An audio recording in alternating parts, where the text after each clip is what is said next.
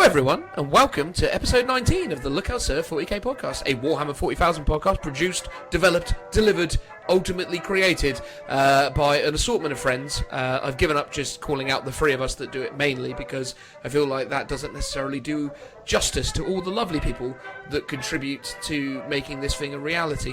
But nonetheless, the core, if you will, not that we'd like to kind of elevate ourselves in that way, but there seems to be a need to single us out in some way, consists of myself, Dan, hello, and joined as ever by the delightful Phil. How you doing, Phil? Oh, I'm pretty good, thanks. There you go. I appreciate the change of pace there, not the hello, hello, hello, hello, hello, hello, hello, hello intro. Oh, I can still do that if you want. No. I'm always prepared, expecting that to come. And when you mix it up, it just throws me off a little bit. My groove is somewhat muddled with, I suppose. So, thank you for mixing it up, though. Keeping it fresh. You are welcome. There you go. And on the topic of keeping fresh is none other than the fabulous Fresh Sean. No, it's not Sean. I called him Sean! Why did I call you Sean, Joe? I don't know. I would be insulted, but Sean is a delightful chap. You know, that's what it is, you see. It's because when I think about incredibly fresh, beautiful, just all-round wonderful people, I immediately think of Sean. So it's difficult for me to then kind of get into the mix of remembering that your name's Joe and that's the person I'm supposed to be talking about. I've always got Sean on my mind. That's fine. Like whenever you think about him or you look at him, you get those little cartoon unicorns appear in your vision and little floating love hearts that just bubble away around him. Well, it's funny as well because I suppose the most keen of listeners will have heard us mention Sean, but Sean's never ever appeared, has he? No, I don't think it's a case of he doesn't want to. It's just we never invite him. Yeah. The sad truth of it all. Oh, exactly. Maybe this is our way of telling him that, Sean, we love you dearly and we want you to appear on the Look Out Sir 40k podcast. Maybe episode 20. We're approaching the milestone of 20, everybody. Can you even imagine that we would do 20 of anything consecutively in our lives? Are we going to have cake? Well, I don't know, Phil. Are you going to supply cake? No. Oh, I see. Could one say that this cake is a lie? Well, from Phil, clearly. Why have I got to supply the cake, Phil? Is that what you're getting at? Yeah, I'm pretty sure really early on you said there was going to be cake for something. I'm still waiting on that one, basically. You saw about that. In fact, funnily enough... It was probably episode 5 or like episode 10. We were like, oh, it's a big number, let's do cake. We should have done cake then. So what you're saying is episode 20, we really need to bring forth the cake. Exactly. Well... And if anyone would like cake, send in the request and your address, and we'll get it shipped out so you can eat it whilst listening to the podcast. And a cheque for £100. Yeah. Because, cake ain't cheap. Well, what kind of cake are we sending them? That's an expensive.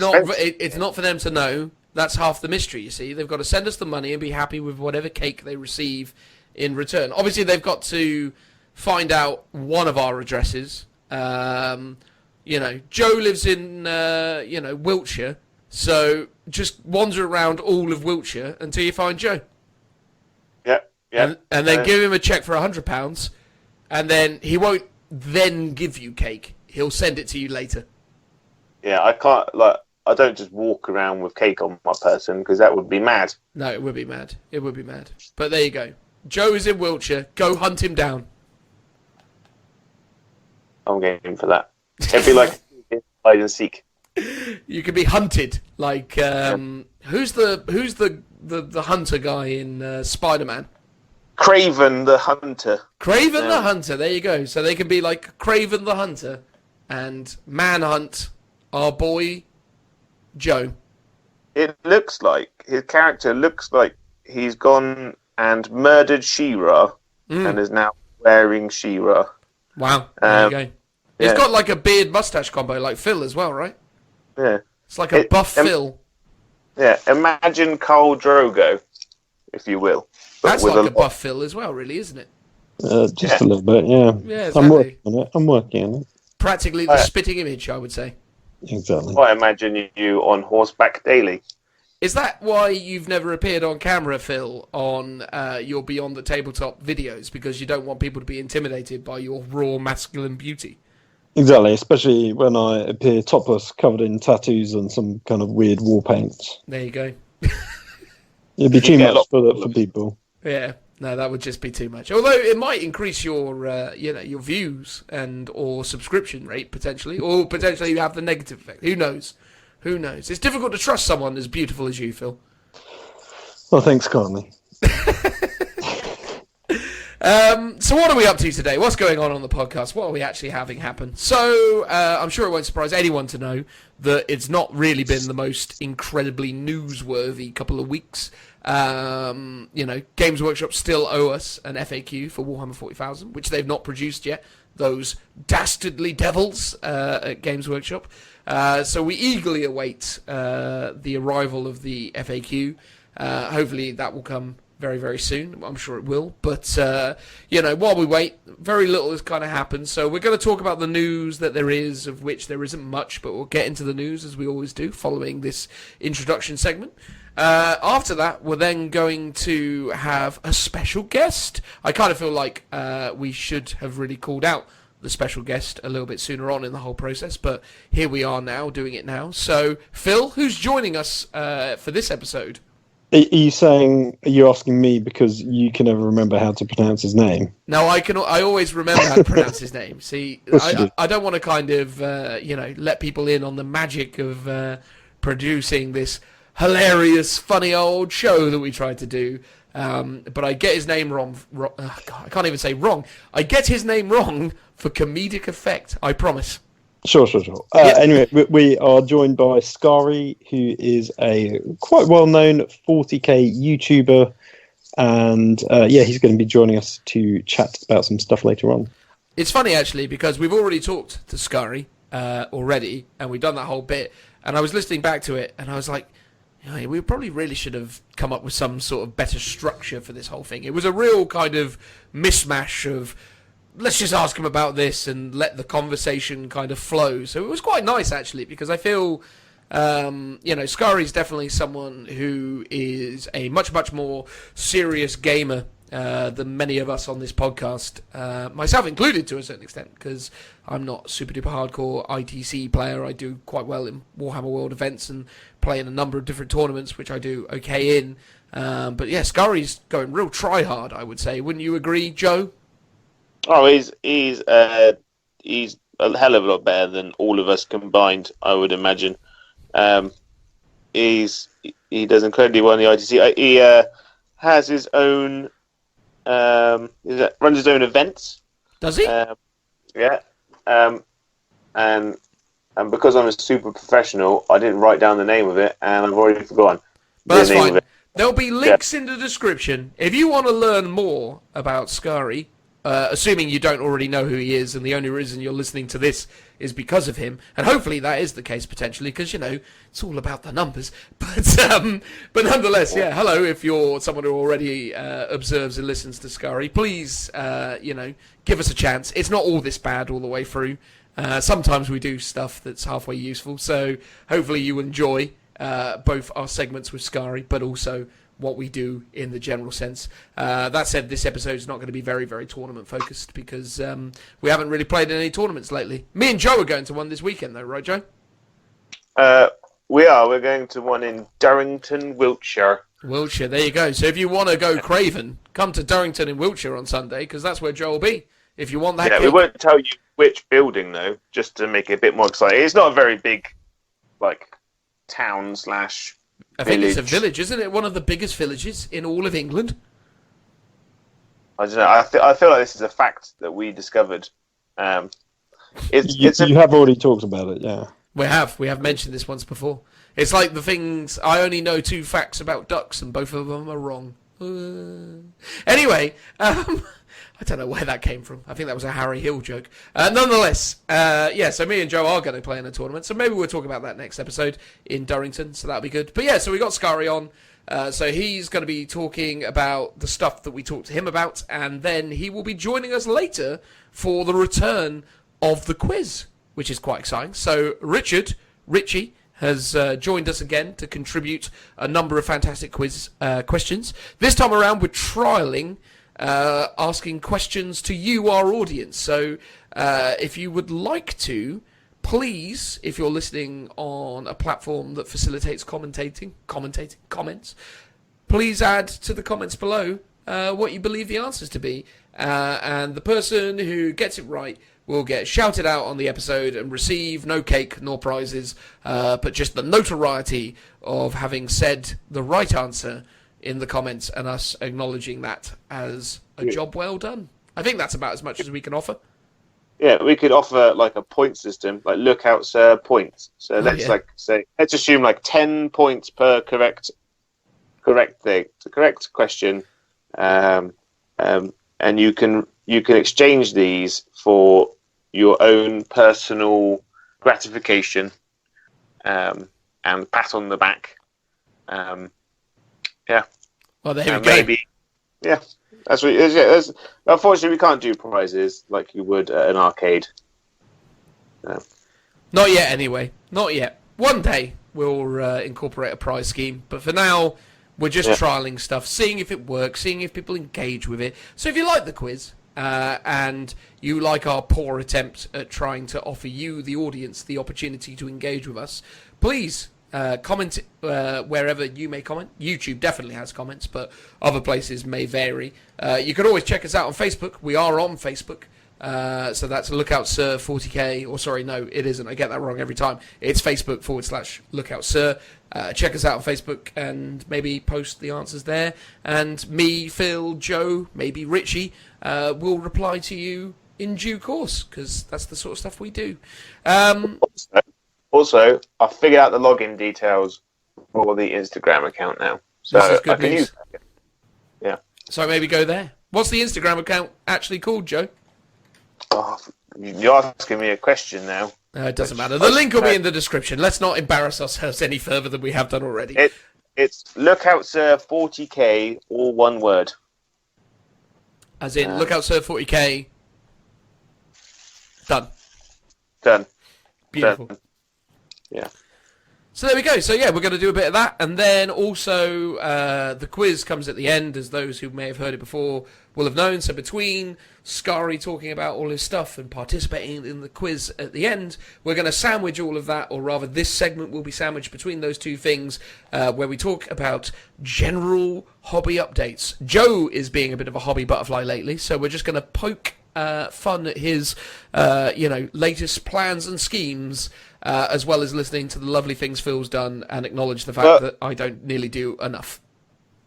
Well, hilariously, what we talk about later on in the podcast was obviously already recorded, and since then I've changed my mind.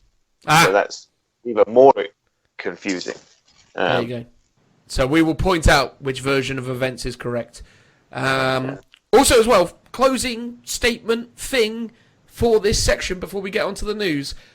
I am going to put in the description of this video a link to the podcast that we promoted at the end of the last episode, that being the Codex, a Warhammer 40,000 podcast. Those guys were nice enough to shout us out on their first episode. We did the same in response, but we neglected to actually tell people where to go to find it. It turns out they're on iTunes and Spotify and Podbean, which coincidentally are places where you can find us as well. So if you're already listening to us on YouTube or somewhere else and you have access to those platforms and would like to take us more conveniently with you wherever you may be, please check us out on all those other platforms. We're pretty much everywhere. In fact, I think people are now ripping off our content and putting it onto channels that we've not even put ourselves on without our permission, but ultimately promoting us without us doing stuff, which is quite lovely of them. Isn't that right, Phil? Yeah, but I think they do that with all podcasts. It's not just us. Exactly. So we're not special. No, I'm not suggesting for a second we're bitter or special or anything bizarre. I just think it's quite funny that I think I came across us on like the most random series of like things. I looked up Lookout Sir 40k and found us on all sorts of platforms that I'm pretty sure I'm not getting the analytical data for. So maybe we're bigger than even I realise at this stage. Perhaps, based on all of this, we're the biggest podcast in all of 40k. We're definitely not, but it's nice to believe that sometimes. It's nice to dream. It is nice to dream. And on the topic of dreams and ethereal things, let's move on now to the news. Get your ears ready, chaps, because it's time for the news! Thank you, as always, Phil, for that fantastic introduction. I know by me saying that, it sounds like Phil does that introduction off the cuff every time, but obviously we pre-recorded that. But I never really know how to follow that, so I just feel like this whole sequence is the best method. God knows why. Anyway, let's talk about the news, of which, as if you listen to our rather lengthy intro this time around, we don't actually have that much news this week. Or rather this episode. So let's talk about what there is. So the very first thing that we're going to talk about in the news is that the Sisters of Battle Bulletin Part 5 was released in the last 2 weeks, which unveiled details for the new Rhino chassis that they're going to be working for, or rather working on, for the new Sisters of Battle. So Phil, as our resident tank man, are you excited to see new lovely details for Imperial vehicles? Yeah, do you know I am, and they are a step up from the Forge World door kits that they sent. And actually, a lot of the details are really cool, like the engine sort of exhausts are like torches. There's little reliquaries sort of built into the tank, and like the door hatch at the back is it looks like it'll be pretty phenomenal once it comes out. It's incredibly ornate, isn't it, as a kit for a upgrade for a Rhino, I suppose. Am I correct in assuming that this is all upgrade pieces for the existing Rhino chassis, or are they actually doing a whole new Rhino kit for this?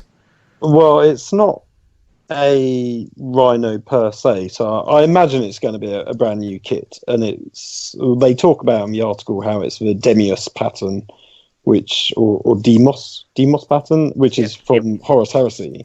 So speculation from Sean, who we mentioned earlier, is that they're going to do a Horus Heresy Demos pattern Rhino, and then this is going to be part of it, and potentially a standalone kit that is also an upgrade kit, like an extra sprue maybe for the Demos pattern. But at the same time, there's so much extra detail. It almost feels like it could just be a standalone kit in its own right, and they don't need to do the Demos pattern. But maybe they just do it because they had to sort of almost make that as the base anyway. So they've probably made the 3D file for the Demos pattern. So it's like, why not make that in plastic while they're at it? Who knows? Part of me thinks that they might just, because obviously they've got a lot of tanks all based off the Rhino chassis. So they might just do one kit fits all. How do you mean one kit fits all? So what? Produce a new Rhino Demos chassis that then they're going to create new Predator upgrades for, or new Razorback upgrades for? Because the Sisters of Battle have got the one with the big organ on the top of it. They've got the Repulsor. It's the Flamer variant that you're talking about there, isn't it? But I can't remember the name of it. But isn't it like Immolator? Immolator, that's it, yeah. They've got Immolator and Exorcist. Yes, and that's it. Rhino. So they might just do one kit builds all three. Oh, yes. But specifically Sisters of Battle. Yeah. But it would be nice for them to release two kits, so like a basic Demos plastic kit. But I think that would only be good for people that are currently playing Horus Heresy. I can't see many Space Marine players buying it. Well, you say that, if they scale it up, I mean, if it is that actually you get a new scale of Rhino to reflect the Primaris Marines, and they start actually bringing back the Rhino as the bedrock of the Primaris and Sisters of Battle range, it'd be pretty exciting. Yeah, if they turn around and said that Primaris can travel in it, then maybe the Rhino might come back because Primaris especially need a cheap transport, because the Repulsor, although it is amazing, is quite pricey to put on the table. Yeah, was it 280 to 300 odd points or something now? I think it is topping out well over 300. I think sort of grav technology will be the hallmark of Primaris, so I don't think they'd ever get a tracked vehicle. ever again. Would be my guess, and that all the old stuff like Rhinos are for the old Tactical Marines, and that'll be it. I don't know though, man, because there's something really iconic about the old Rhino chassis within, the world of Warhammer 40,000, and I'm hopeful that doesn't necessarily mark the end of it, because it still has a place and a function. I mean, speaking as someone who's been running old school style Space Marine armies for a few casual games lately, I've been running 2 Rhinos in my army lists, and I've found them to be, when used in the way that I'm using them anyway, quite good options for the way the army plays, because you can just hurl them up the board and get them stuck into people, and they can be a real nuisance, which I really enjoy about them. So I wouldn't like to see them leave. I just think, again, I think what's really interesting for me at the moment with this Sisters Bulletin thing and what Sisters represent is the fact that they're always they are reinventing an established range with new content, but they're very much kind of taking the existing stuff and revamping it and modernising it, I suppose. And what's interesting for me about that is what that potentially represents for the ways and things that they can go for the whole, power armoured Space Marine Imperial range of models. I'd like to see newer, better kits for some of the older style things. And again, it goes back to what we were talking about a couple of weeks ago or a couple of episodes ago or whatever it was when we were talking about this new Terminator Librarian that they've been doing for events. It's promising to me to see that they're maybe revisiting and resculpting and recreating stuff based off of their historical IP and not just kind of blindly marching forwards with this is the new now and this is all we do. It's actually more of a yes, but still people love this stuff and we shouldn't ignore that people love it, and we should still deliver a bit of fan service here and there. So I'm hopeful. This to me is hopeful, is what I would say. It's a step in the right direction. Although backwards, it is the right direction. And isn't that what the Imperium is all about, Joe? Yeah. Living in the past, never forgetting anything, holding all the grudges. That's it. So, really good to see a bit of an update for the Sisters. Again, relatively small news in the grand scheme of Sisters updates, but some gorgeous new additions and something that's pretty exciting. So there you go. That's that bit. Moving on, the Chaos Warhound is back. Personally, I didn't ever know it had gone away. But good news, everyone. The Chaos Warhound has returned. Phil, you're our resident Forge World expert. What made this thing go away, and are you happy that it has returned? Well, the chances that the reason why it went away would have been the mold, basically. So the silicone that the resin is cast in, they basically wear and tear, and after a while, they need replacing. And then sometimes the sort of master production master production models, which basically is the thing that makes the mold in the first place, they get damaged and need repairing. And if that needs happening, then a designer needs to come along and actually sort of fix them up, which is sort of one of the reasons why a load of the Krieg range has sort of disappeared, such as the Gorgon and the Grenadier models. So that would be why, and it just takes a while for them to get back. So it's good that it's come back, because obviously that means there is a queue and that they are sort of slowly going through kits that have been out of the market for a while, and they are bringing them back in, so that's all promising. It's a cool model, actually. I think out of the 2 Warhounds, it's probably the better of the 2. As in the Imperial variant and... the Imperial versus the sort of slightly more nergly Chaos version. I think the Chaos one actually looks better. It seems like it's just got more detail to it, because it's not got just flat carapace armour. It's a bit more interesting. I do like it. I like the Reavers as well. They always look cool. But in the same boat as you, I didn't actually realise it disappeared. And there's something that isn't a Chaos player, I wasn't particularly concerned about it. And I imagine most people... If you're buying it because you're a collector. You're not buying it as a desperate addition to beat the meta, because it isn't a it isn't something you're going to run in your average game, and it isn't probably even that competitive for what the points are. No, I mean, they're mad expensive for what they are. Again, we've talked about this before in the past, but hopefully they address the points imbalance that is the majority of the Titans range, because it is a shame that they are so kind of overpointed at the moment. But at the same time, it's probably good for the scale of the game. But then I say that, you've got humongous knights and other massive Lords of Wars doing the rounds, so the game has already scaled up quite dramatically from where it was years and years ago. So well,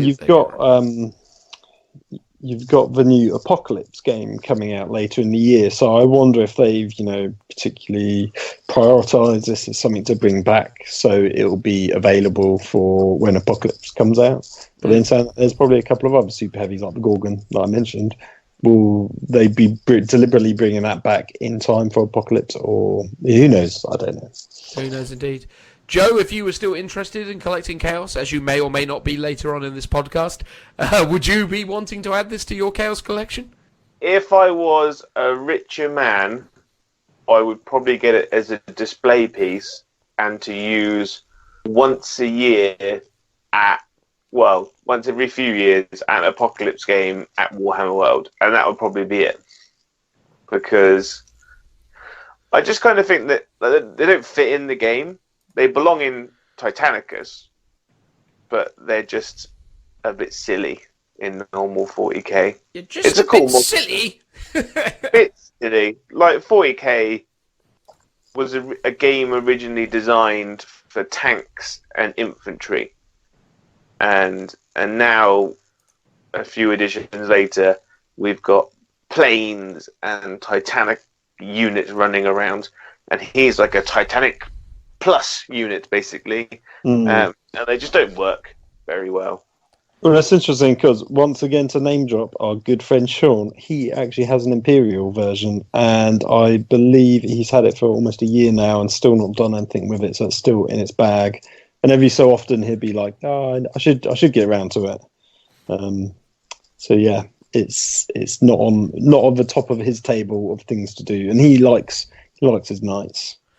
He does. At the end of this episode, not that we can do this because we've already recorded the ending with Skari, but at the end of this episode, we should have done a Sesame Street style. This episode was brought to you by Sean, the man of mystery. But there you go. So yeah, the Warhound Titan has returned. As I say, we didn't actually know it had gone, but it's great that it has come back because maybe, just maybe, one of us will buy it one day. Highly unlikely, but you never know. Stranger things have happened. And on the topic of Titans, the good people at Games Workshop have seen fit to re-release some of the Adeptus Titanicus stuff alongside a load of new Adeptus Titanicus stuff. I think it's fair to say that Joe, Phil, Richie, Sean, and others, Tim I think as well, had all voiced enthusiasm towards Adeptus Titanicus when it first became a thing. In fact, I think there's a podcast that we did way back when that even said that you guys were super, super excited about Adeptus Titanicus. So, based on how super, super excited you are, or were, have you actually played this game? Are you interested that Games Workshop are trying to give it a second push back into relevancy? Do you think it's actually something worth trying or jumping into? Do you even care anymore? Yes, would be the short answer. I played the game a couple of times, and I really enjoy it. But then I'm a big fan of Titans in general. Like I like all the background and the audio books and stuff. And it's an incredible game. It's really good fun. It's quite tactical, even though it's just moving around big stompy robots. And the models themselves are beautiful. Plus, like, sometimes you just need a break from playing 40k. You still want to roll dice, and you still want it to be part of the universe, but you just need that time away. It's like you need that time to miss it, you know.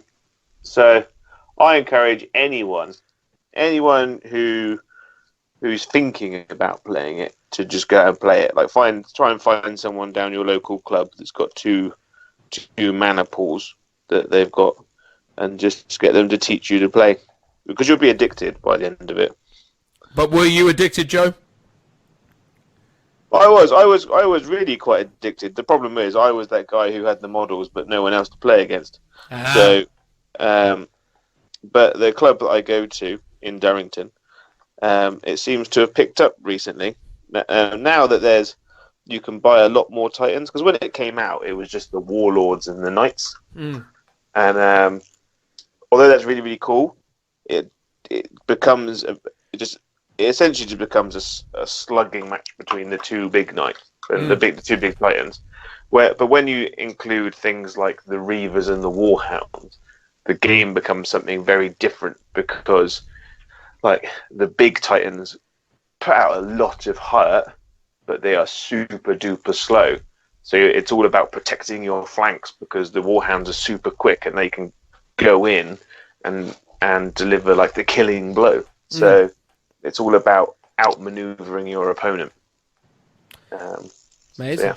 I mean, I haven't played it myself, and I have to be honest, I was tempted at the time because all you guys were like super like hyped on it, and I didn't quite get it. But the more I've seen the range increase, and also I just sort of feel like it's a good game worthy of some additional support and some extra kind of love. And me and Phil were talking about this, that we might actually try and actually give it a proper go, as it were, because it seems like it's got a lot of, as you said, Joe, tactical depth and some interesting mechanics. And you know, I remember chatting to I forget his surname, but James, was it James, Phil? James Hewitt. James Hewitt, that was it. Writer of the game, yeah. Yeah, so we chatted to James about this at Warhammer Fest back in 2017, and there just seemed to be so many really interesting mechanics within the game, and you know, things that he was kind of talking about at the time that sounded really exciting. In fact, was that 2017 or was that 2018, Phil? It probably was 2018, wasn't it? Yeah, I think it must have been. Actually, no. It must have been one or the I other. think it was 17, and it was due to come out. But yeah, because that was the first time we went, and it was due to come out that year, but then got delayed a whole year. Oh, so yeah, that was it. I think it would have been 2017. It was originally because they were going to bring the game out in resin, but then they realised how popular it was, so then they had to port everything over to plastic. So did that way, yeah. And like I said, it is very, very in depth as well. I can go on that for ages. But there's this really cool micromanagement within the game. So you have to control like the power levels in your big Titans, and as you take damage, like things stop working, and you have to manage the like, do I carry on shooting as best I can, or do I hide and repair myself whilst being shot at? Yeah, so you use the command terminals, which represent each of your Titans. So it's on a 4x4 board, and you sort of need a sideboard for these command terminals. The one thing I've noticed, though, and I don't know why it is, but on the website, the Reaver terminal pack that you can get is on last chance to buy. Oh, really? And, yeah, so what's confusing is if you can't buy that because it sells out, you can't play with your Reavers, because you obviously need terminals. You can. Because when you buy the rule box, so inside the rule box that you can buy comes the rule book, 2 Warlord terminals, 2 Reaver terminals, and 2 Warhammer. Okay, I didn't realise that the core box came with those ones.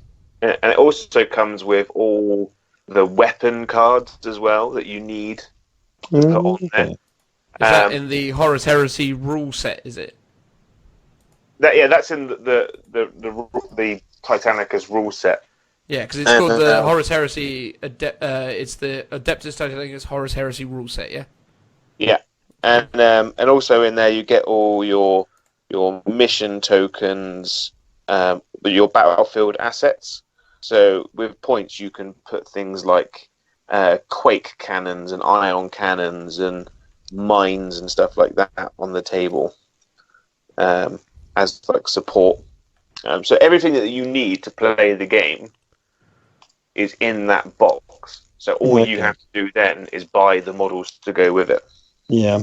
And what I like about it is, effectively, all you need is some of the buildings, and maybe a mat. I mean, if you want to go all out, you could get the Forge World tiles, which look amazing, and they're like 320 if you want to get all 4 of them. Yeah. And it's all contained. Like that's in theory that once you've got some terrain, you don't really need to go out and buy more. It's like you should have everything. The 4x4 mat that Games Workshop sell is perfectly good enough for it as well. 40k. Because even though it's got like the massive Aquila lander in it, like pad, and like there's like a long catwalky thing, that could easily represent the outline of the city. Yeah. And there's massive tank tracks everywhere. But in the world of 40k, you've got land crawlers, which are massive tanks the size of small hive cities that just roll around planets. So it's easily transferable. You can very easily suspend your disbelief with that whole situation. Easily doable. But yeah, so obviously super exciting that they're giving it a second push. I mean, my personal take on Adeptus Titanicus up to this point, based on my hobby experience, has been that it doesn't necessarily feel like it's a game that's been hugely successful, but I base that purely on my own personal experience of what I see within my own hobby and within my own interactions with people, and what I see going on at clubs and other places. And I myself am actually quite keen to give this a go. So I very well may be pre-ordering the Grandmaster Edition at some point this week in order to ensure I don't miss out on what actually looks like a pretty good deal. Well, I think this is one of the reasons why it might not have grown, because obviously that sold out really quickly, and I think they soon after did announce we will be reproducing it at some point. So a lot of people might have been holding out for the re-release of the Grandmaster box set. And I also think it's a bit like Necromunda and Blood Bowl. It's like you need a bit of critical mass. It's like now there's enough models. You've got the Warhound and Reaver and some decent, even some campaign books have come out for it now. So there's enough where you can all go off and have a different mana pool and play a different game with different opponents if there's a couple of you, as opposed to when you just bought the Grandmaster Edition, if you could get hold of it, that is, it'd be one Warlord and some Knights facing off another Warlord and some Knights. So now it's reached a stage where I think more people will get into it. Oh yeah, totally agree. And I definitely think it's worth taking a look at, and we'll probably try and add it into the mix of things that we're talking about moving forwards, and actually try and maybe give it a little extra focus, maybe put play some games and do some battle reports on the YouTube channel or something. I don't know. We'll do what we do when we get around to doing it. We make no promises, but let us know if that's something you'd like to see us do, and maybe we will. So that's that. And then the closing thing, probably the biggest piece of news, and it's not really a massive piece of news per se, but the good people of Warhammer Community have seen fit to release a series of rules for the new Slaanesh demon releases, which, had Joe still been collecting Chaos, he would have been super excited for. But now that he's turned his attention to the Drakari, in no way influenced by our guest that will be appearing later, he probably doesn't feel all that excited about She Who Firsts. What would you say, Joe? Well, I still think it's an incredible release, and the models are stunning. It's one of those armies that's kind of like crept in. It looks really good, and I've put it on the mental back burner. If I ever do Age of Sigmar, that will be like one of the top ones I'll probably go for. That'll be the army. So let me enlighten those with some 40k rules. So first of all, we start with the Keeper of Secrets. So this is the standard Keeper of Secrets. It has a movement of 14 when it is between 9 and 16 wounds. A weapon skill of 2+, ballistic skill 2+, strength 6, toughness 7, 16 wounds, which is certainly no slouch. When it is at its maximum strength, i.e. between 9 and 16 wounds, it has 6 attacks. It has a leadership of 10 and a 6+ save, but obviously it is a demon, so it will gain access to invulnerable saves as well. In terms of the reducing stat line that it has, if it is between 9 and 16 wounds, as I said, it has a movement of 14 and 6 attacks. There is also this extra stat called Snapping Claws, which, if you're between 9 and 16, is 4. We'll talk about that in a moment. If it's between 5 and 8 wounds, which is a relatively small window, its movement is reduced to 11, its attacks are reduced to 5, and its Snapping Claw becomes 3.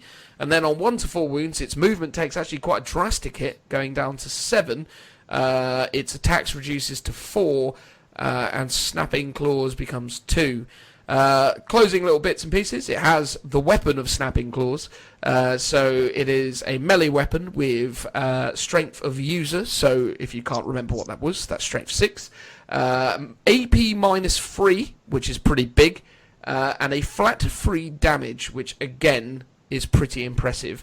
And the ability on Snapping Claws is, each time this model fights, it can make a number of additional attacks with this weapon equal to the number shown on the damage table, so a maximum of 4, assuming that there are no stratagems or abilities that can boost that we're not aware of yet.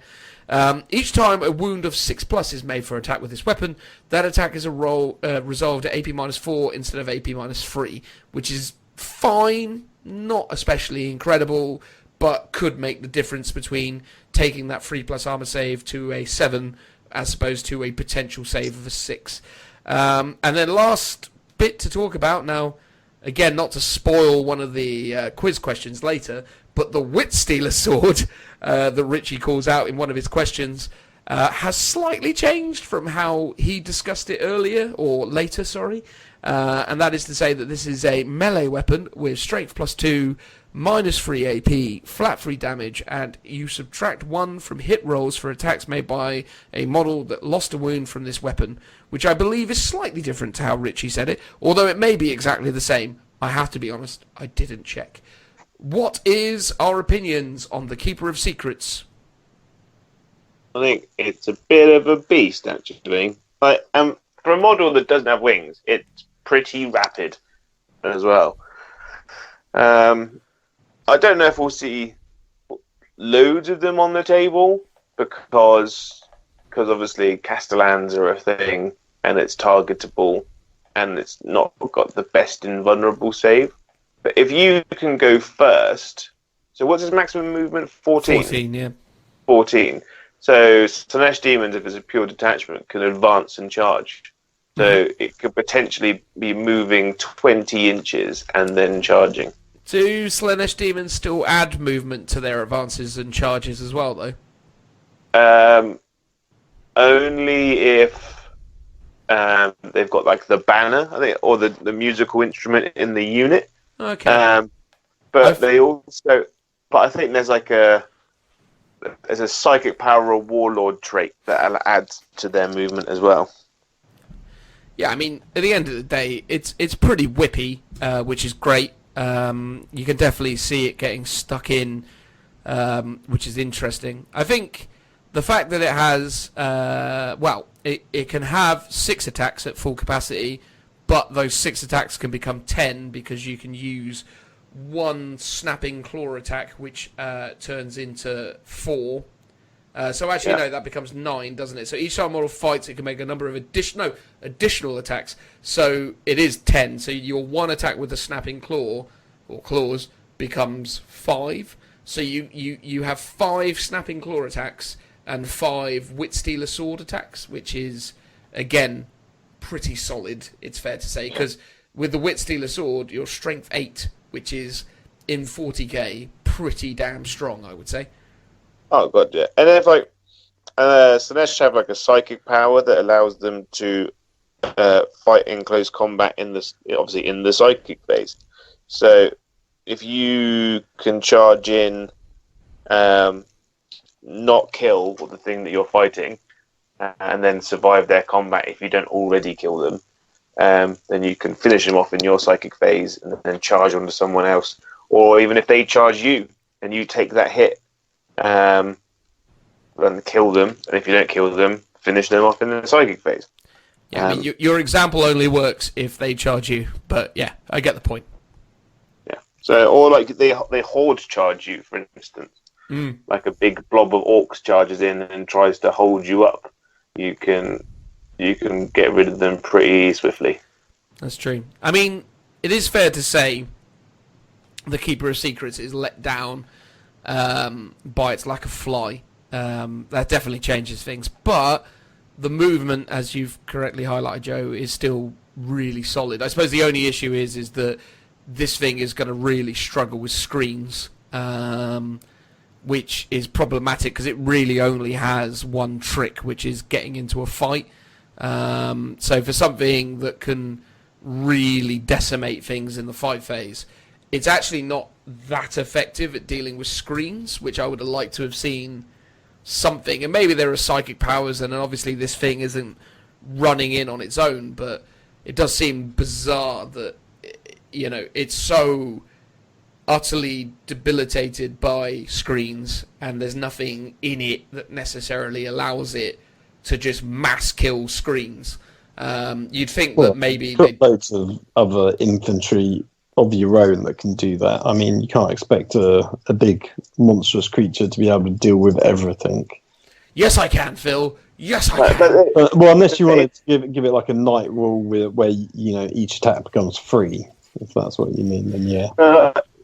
With such a big thing, though, I think Games Workshop are expecting it to make a first turn charge with a movement like that. So I think Games Workshop are expecting you to use it like a giant beat stick. But then I suppose the issue is it's going to suffer from the same problem that knights have, is that if your opponent's clever and puts everyone on the first floor of a building, it's essentially useless.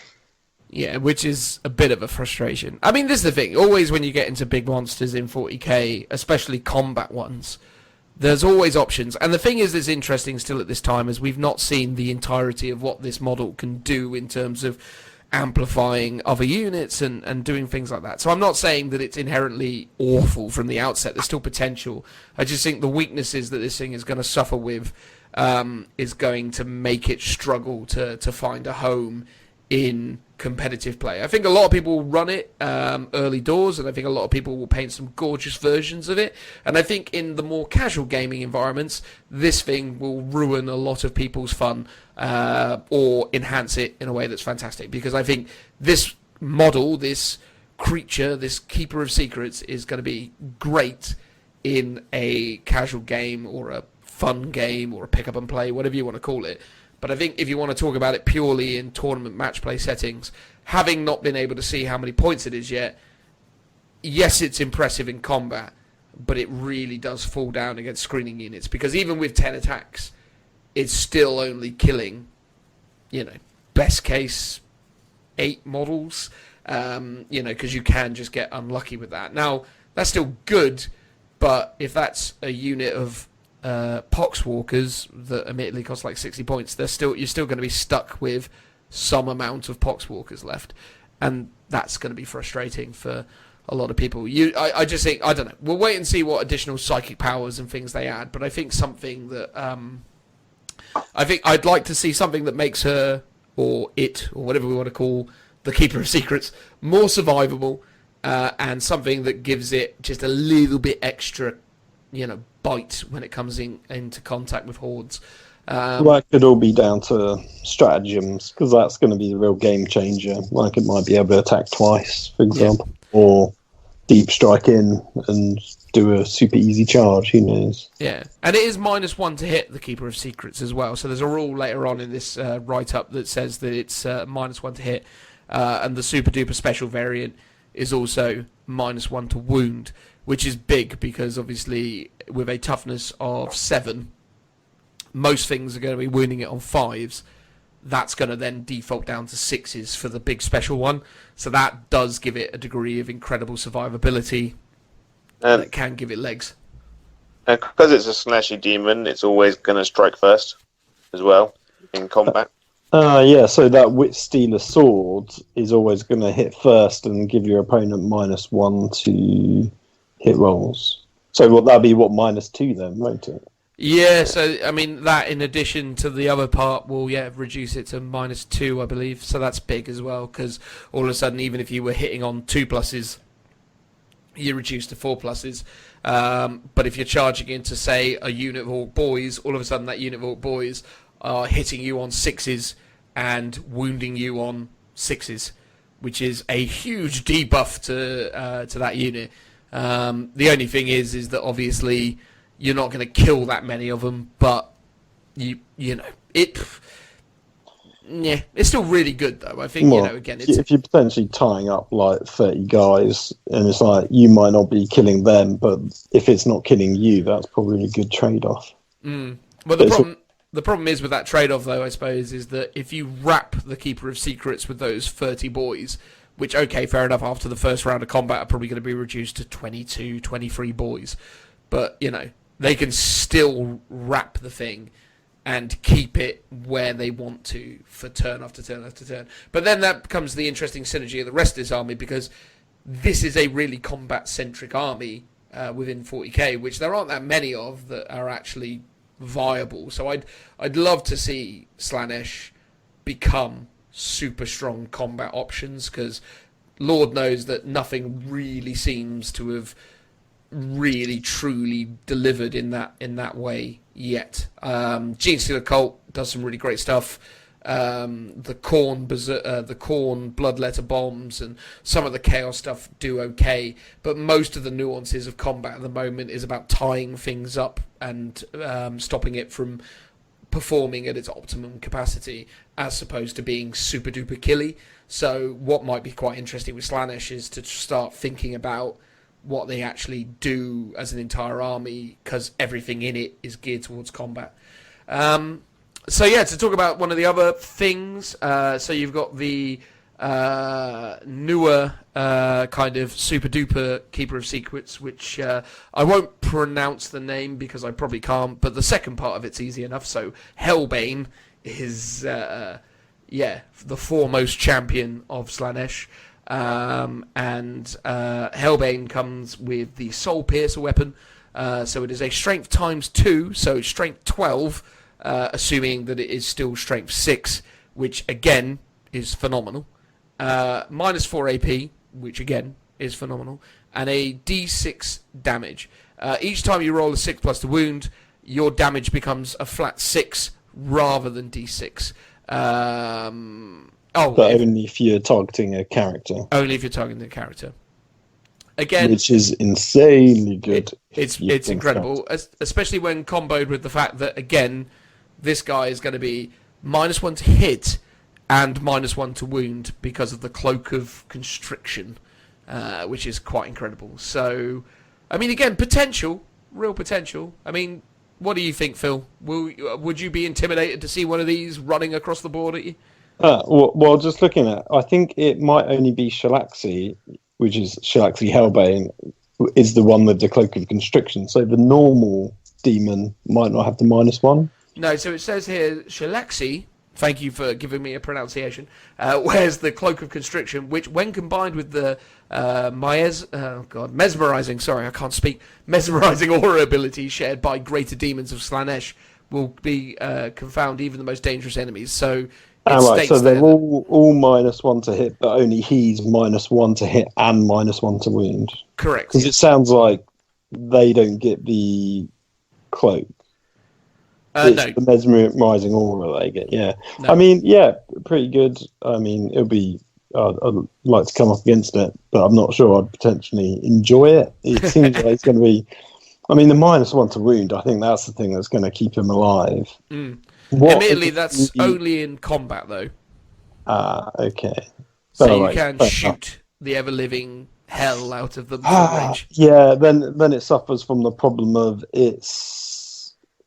and the -1 to hit is only from melee as well, so they have to get into close combat like turn 1, or you could potentially just shoot them off the table. Yeah. because even though it's character, it's over 10 wounds, so you'll be able to target it. Unless there's some special powers of some kind or stratagems which will stop you from targeting it.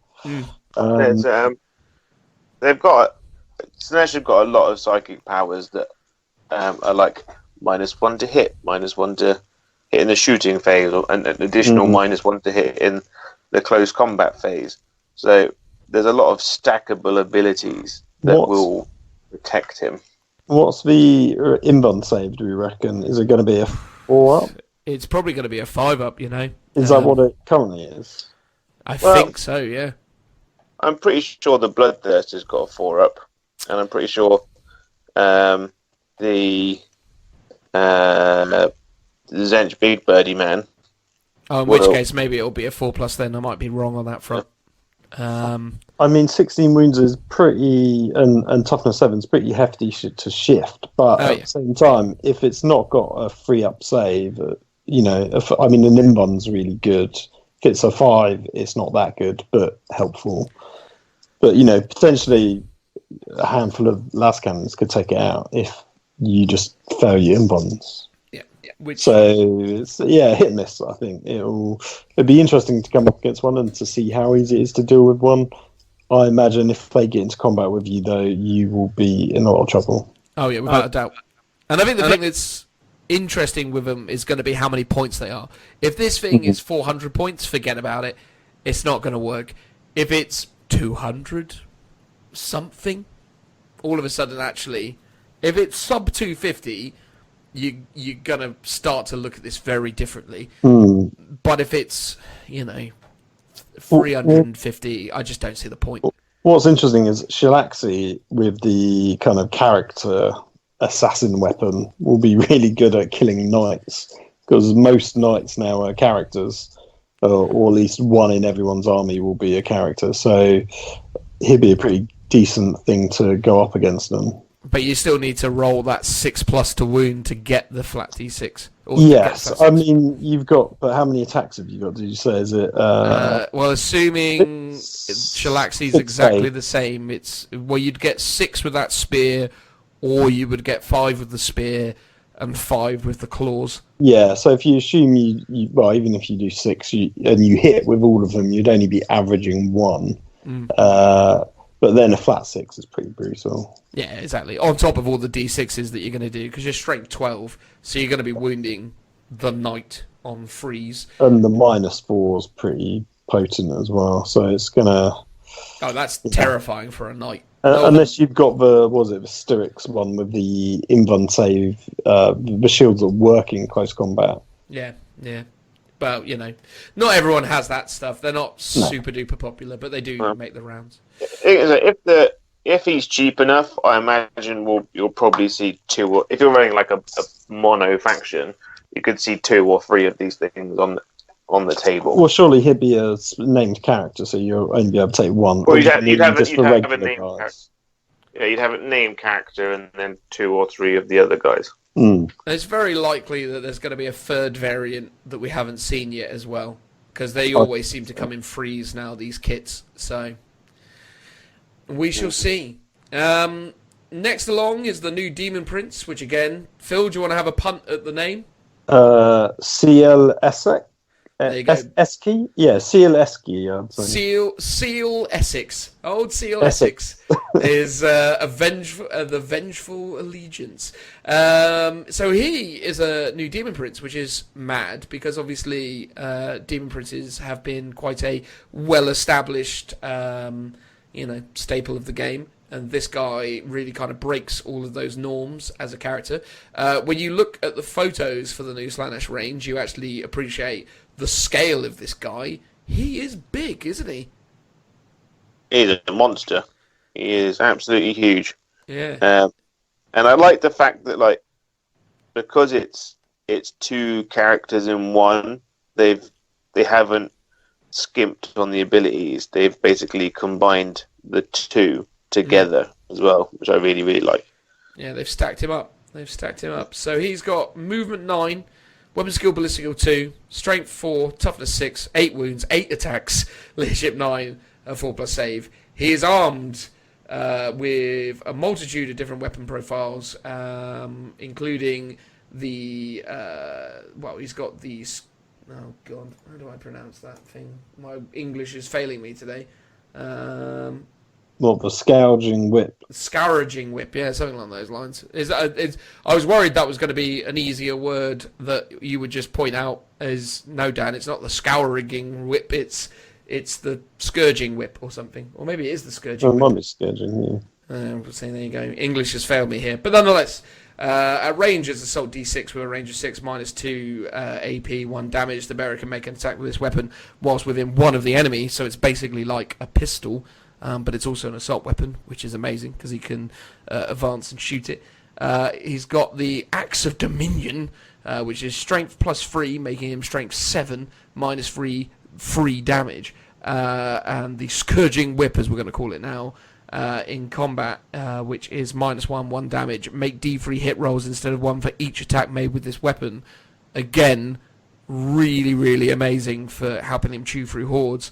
But the thing that's really good about it is the Deadly Symbiosis, which is the first time this model fights in each fight phase, it can only make attacks with either the whip or its Axe of Dominion. The first time this model finishes a consolidation move in each fight phase, it can then choose a new target and resolve its close combat attacks again.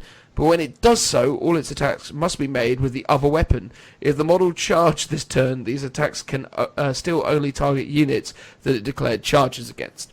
So this guy can run in to a horde or a unit of Imperial Guardsmen, whack them all to death with his whip, and then move into the, I don't know, Bane Blade or whatever it was they were screening, and then hit that 8 times with a strength 7 -3 free damage axe. Pretty bad. That is crazy good. And like I said, the combo of killing a screen and then charging the tank or whatever behind it is pretty clever. Really clever. It's a jack of all trades. If you think like Tau, if you charge a Tau gun line with this and you survive, he's just gonna rinse all the fire warriors and then go full choppy on the Riptide that stood behind, and they'll just fall to pieces. And I think as a Tau player, like they know the moment this got into their lines, it's just game over. Yeah, I mean, again, this guy's slightly more survivable because he's only got 8 wounds, so you can't just target him. So that's definitely to his favour. I imagine if this guy isn't a named character, which I'm guessing he is with the name of Silly Essex, but if Silly Essex isn't a named character for some reason, and you can take multiples of this guy in a Supreme Command detachment, I think you're very likely to see multiples of this fella for what he offers. He also gets a reroll to 1s and +1 strength, it says. Yes, he does get all of the fun demon stuff as well. So it actually means he's strength 8 then? Yes, which makes him even more fun when he charges into the Riptide or whatever it may be. Yeah. Yeah, he's a scary boy. In the right context, he can still just die, and he doesn't have the fly keyword, so he isn't going to be able to get up on a building, and he isn't going to be able to attack a flyer or something crafty like that. So he does have his downsides, but in the right context, he's terrifying. But I think a character with less than 10 wounds, so that will keep him alive a bit longer. Yeah, no without a doubt. A good Slaannesh player will be able to absolutely dominate this force, I think. And if they use the fiends, the boob horses, to look at your opponent's lines and then allow these new characters, these big monsters, just to wade in willy-nilly, they will do a seriously good job. I reckon you're going to see a lot of like big squads of like 5 or 6 fiends wrapping like these demon princes and these a keeper of secrets. Yeah. Yeah. So there's a bunch of other stuff for Slaanesh. Just in the interest of time, let's rattle through them. So they unveiled some rules for the contorted epitome. the two dudes with the mirrors. So essentially, this disturbing creation will make a formidable addition to any army of Slaanesh demons, and it has the gift of power. Add 1 to psychic tests and deny the witch test taken for this model, which, again, is not bad. Having the ability to have your psychic test bolstered by 1 and your deny the witch test bolstered by 1 is really quite good. So that's nice. Thoughts and feelings? It's a good start because, much like 5th edition Elder, they I think they're going to rely heavily on their psychic abilities, and being able to boost them with things like this is going to be a major help. Absolutely. The other thing that's really good about them is that they swallow energy. So roll 1d6 each time a model suffers a mortal wound. On a 2+, that mortal wound is ignored. That is real good, because most of the mortal wound psychic powers, smites, whatever variants you may come across, Executioner for Elder, for example, has to target the closest enemy model. So if you can position these guys really craftily, you can soak up a lot of damage with these guys. So that's pretty big. Yeah. Do we think this is a model per se, or is this going to be their faction terrain piece? Because I know it's got 2 guys on it, but it is ultimately, I mean, it's semi-static, but it looks like it's got like snake-esque body. It's like a mirror with 2 snake bits. So do you think it will be a terrain piece, or is a unit that can move around? That's a really good question. I've been working on the assertion that this is a unit that can walk around, but yeah, I don't know. I'm pretty sure in Age of Sigmar it's got a movement profile. I think they've leaked its movement profile, so I think it is a unit.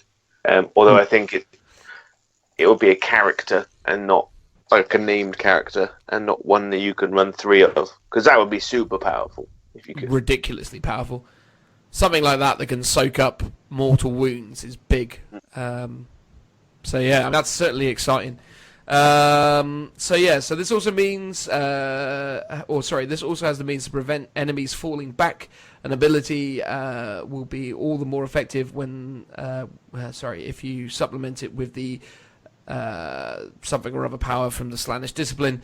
Phantasmagoria. Thank you. I'm really, really bad with all these ridiculous words, but yes, Phantasmagoria. Power from Slaannesh discipline. So you've got horrible fascination.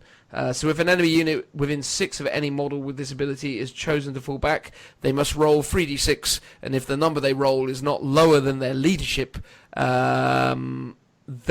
cannot leave combat, which is quite horrible. So you can wrap things in combat and then use this ability to keep them there, which is, again, quite an interesting addition, because you probably do want to get away from some of these ridiculous combat units, but with horrible fascination you no longer can, so that's quite exciting. It means like those big units of like demonettes are going to be quite well protected. Yes. And then lastly, you've got the old Phantasmagoria, which Phil pronounced perfectly earlier. It's a psychic power with a warp value of 6. If manifested, enemy units must subtract 1 from their leadership. So obviously that, in conjunction with all the other funny stuff, is quite funny. See these guys being comboed with Night Lords for additional minus leadership debuffs, and armies getting stuck in combat, never to leave, which actually could be quite terrifying for a multitude of opponents to find that their super effective gun line is wrapped in combat and can no longer get away. That would be all sorts of fun. Right. Yeah, they're a hideous army, and because they're so quick as well, and they've got a lot of like manipulation on that, there's going to be a lot of first turn charges going on, especially on those missions where it's like there's only like an 18-inch gap between the two of you. And if your opponent's dumb enough to deploy on the line, then they probably deserve to get wrapped up. There you go. So that there concludes our thoughts and feelings on the news. We said there wasn't that much to talk about, but then somehow managed to talk about it for nearly 50 minutes. So, well done us. Let's move on now to the next segment. Transitional noise. Woo! Welcome back, everyone. In this particular segment, for the first time, not the first time actually, because sporadically we sometimes have guests, as those who regularly listen will know, but we're joined by someone who, you know, has confessed, said that they are often a regular listener, and that is none other than good old Skari. What? How do we pronounce that again? Time for another transitional noise. Time for another. Look at It's that. Skari. Skari. There we go. Sorry, the pronunciation was terrible. I got my head around the actual name, Rid Van, but the Skari thing had sort of left my brain for some reason. I apologise. Hello, Skari. Welcome Hello. to the Lookout Sir 40k podcast. How does thou feel for being amongst such fine and honourable people? I feel alive. Well, there you go. I often like the sensation of feeling alive. Not that I have a great deal of experience with feeling any other way, thank God. I don't know. Can you speak to that point? Have you experienced otherworldly events or, you know, life-changing instances that could be described as some sort of otherwise state of being? I will say, having been regrown by the homunculi a few times, that regrowth is definitely not the same as being alive. The beautiful process of homunculi reconstruction. That's a fantastic thing. You didn't come out as a... what's the ones with the wings? The ones with the wings! The Scourge. The Scourge, isn't that the deal? That the homunculi are given wings, and then they basically just are told to fly up, and they either die on the way up, or make it and then carry on being a thing? They mostly pay for the procedure because they have the money for it. Or, you know, and it's just part of the process. You know, if you can't make it to the top, then you don't deserve to be alive. That's it. Don't matter how much money you've got on the way to Exactly. the top, which is obviously not even true in real society. But anyway, I digress massively. And joining us, as always, is good old Phil. Hey, Phil, you here with us? I am indeed. Beautiful times. How's it going? And it wouldn't be a Lookout Sir 40k podcast segment without the incredible Joe. How you doing, Joe? I am all right, and I will promise not to paint or shuffle papers whilst doing this segment. I can hear the distinct sounds of things being knocked about, although, to be fair, I'm probably a little bit more sensitive to it than most, but I definitely heard things being knocked over while you were saying just now. But I spoke loudly as to cover the actual sound. Ah, clever boy. Clever boy. So Skari is with us because, one, he asked to be, which is super nice of him. I have to admit, I hadn't gotten around to actually experiencing, witnessing, watching, absorbing any of his own content until he actually reached out to us and said, hey, I like what you're doing. Would you like me to come on and talk about stuff? And I was like, sure, complete strange. Why not? Let's have a conversation and see how that all comes together. And as it transpires, here he be. So we're going to pretty much structure this in a fairly kind of simple, generic, somewhat fashion. We haven't massively structured a plan, so we're just going to kind of, you know, talk to our man, see what he's been up to, have a conversation about what's going on with him within the hobby, what he's been up to, how the whole YouTube, Twitch streaming, content creation gig is treating him, and then have some general kind of final thoughts, and then move on to whatever it is that happens to come next. Sound like a plan, everyone involved? I'm down with that. Wonderful. All right, cool. So I suppose from the outset, who are you? What do you do? Where can people discover things about you? There's a bunch of things. That's definitely a very open-ended question, which is, you know, some of my favorite. Well, I'm Skari, and I do mostly content on YouTube, battle reports, tactical videos, that sort of thing, with a usually Drukarian bias, which is, you know, the Truekin way of doing things, not your, you know, other kin way of doing things, Dan. Well, it's true. As a long-standing supporter of the Craft World Eldar, or Eldari, or what's the term now for all Eldar? I always forget what Games Workshop. Eldari for the Eldar, Azuriani for the Craft World Eldar. That's the one. But yeah, no, I'm not a I mean, again, I've always been more of a fan of that kind of controlled and restricted sort of lifestyle. Putting yourself through very, very strict kind of regimented experiences is definitely at the core of my being. Absolutely. The highly religious folk did end up secluding themselves in flying monasteries of sorts to escape She Who Thirsts. Mm-hmm. However, us Truekin reside in the Dark City, where we pursue our passions and feed Slaanesh in other ways, so that we may continue to live our lives of excess. It's a fabulous thing. On the topic of She Who Thirsts, what's your theory on the new Ynnari perspective on things? Do you think that's just She Who Thirsts pretending to, be something she isn't? Or are you of opinion that actually through some sort of miracle they managed to birth an avatar of a new god?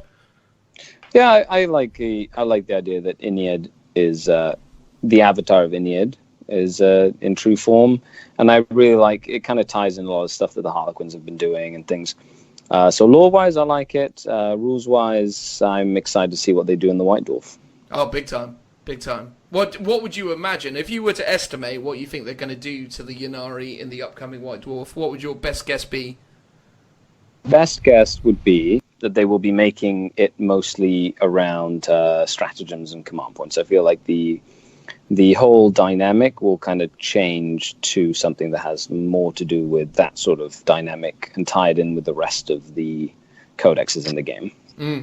See, I personally kind of feel like what could be quite an interesting mechanic to keep the spirit of the, soul burst mechanic the same. Well, not the same, but keep the kind of essence of it while still, giving it a certain degree of more balance would be potentially to look at like a fate point style system that they've been experimenting with the sisters, where essentially you perform an act and then that accrues a point, and those points, like CPs, operate on a different kind of on a different kind of chart of options, and potentially gives you the opportunity to pull resources to potentially shoot twice, but in doing so you need to fulfill a multitude of of kills, as opposed to just getting it for doing it once, I suppose. So I get the vibe that they probably want to keep that aspect of it to an extent, but I do agree with you as well that it's probably going to be mostly locked behind stratagems and maybe some kind of overarching mechanic, because again,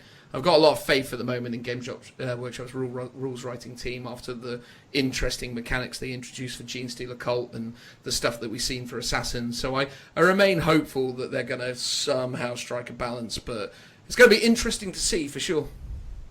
I agree. I think that would definitely be something to keep a lookout. And regardless of how they change it, I feel like they're not just going to leave one of their most new iconic sort of IP ideas like struggling for recognition or representation on the tabletop.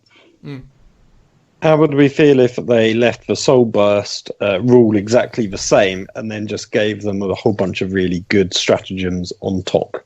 Or do you think they're much more self-aware about how good they perform? I think that they would definitely take stock of that. Like being able to activate multiple times in a limited activation game just makes them so powerful. So I certainly hope that they keep that in mind.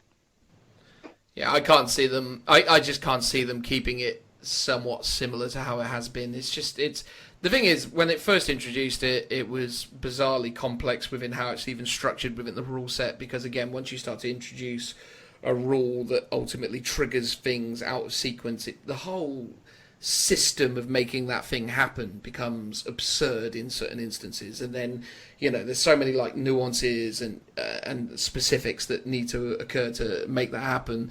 So I think realistically, even though they've kind of patched it into something resembling sensible, I think even that is still filled with complexity. So I think, I don't know. I think the game is what it is, and I think they need to come up with other interesting mechanics that can, potentially produce similar results or rewards, but not do it in such a disruptive out of sequence fashion, I suppose.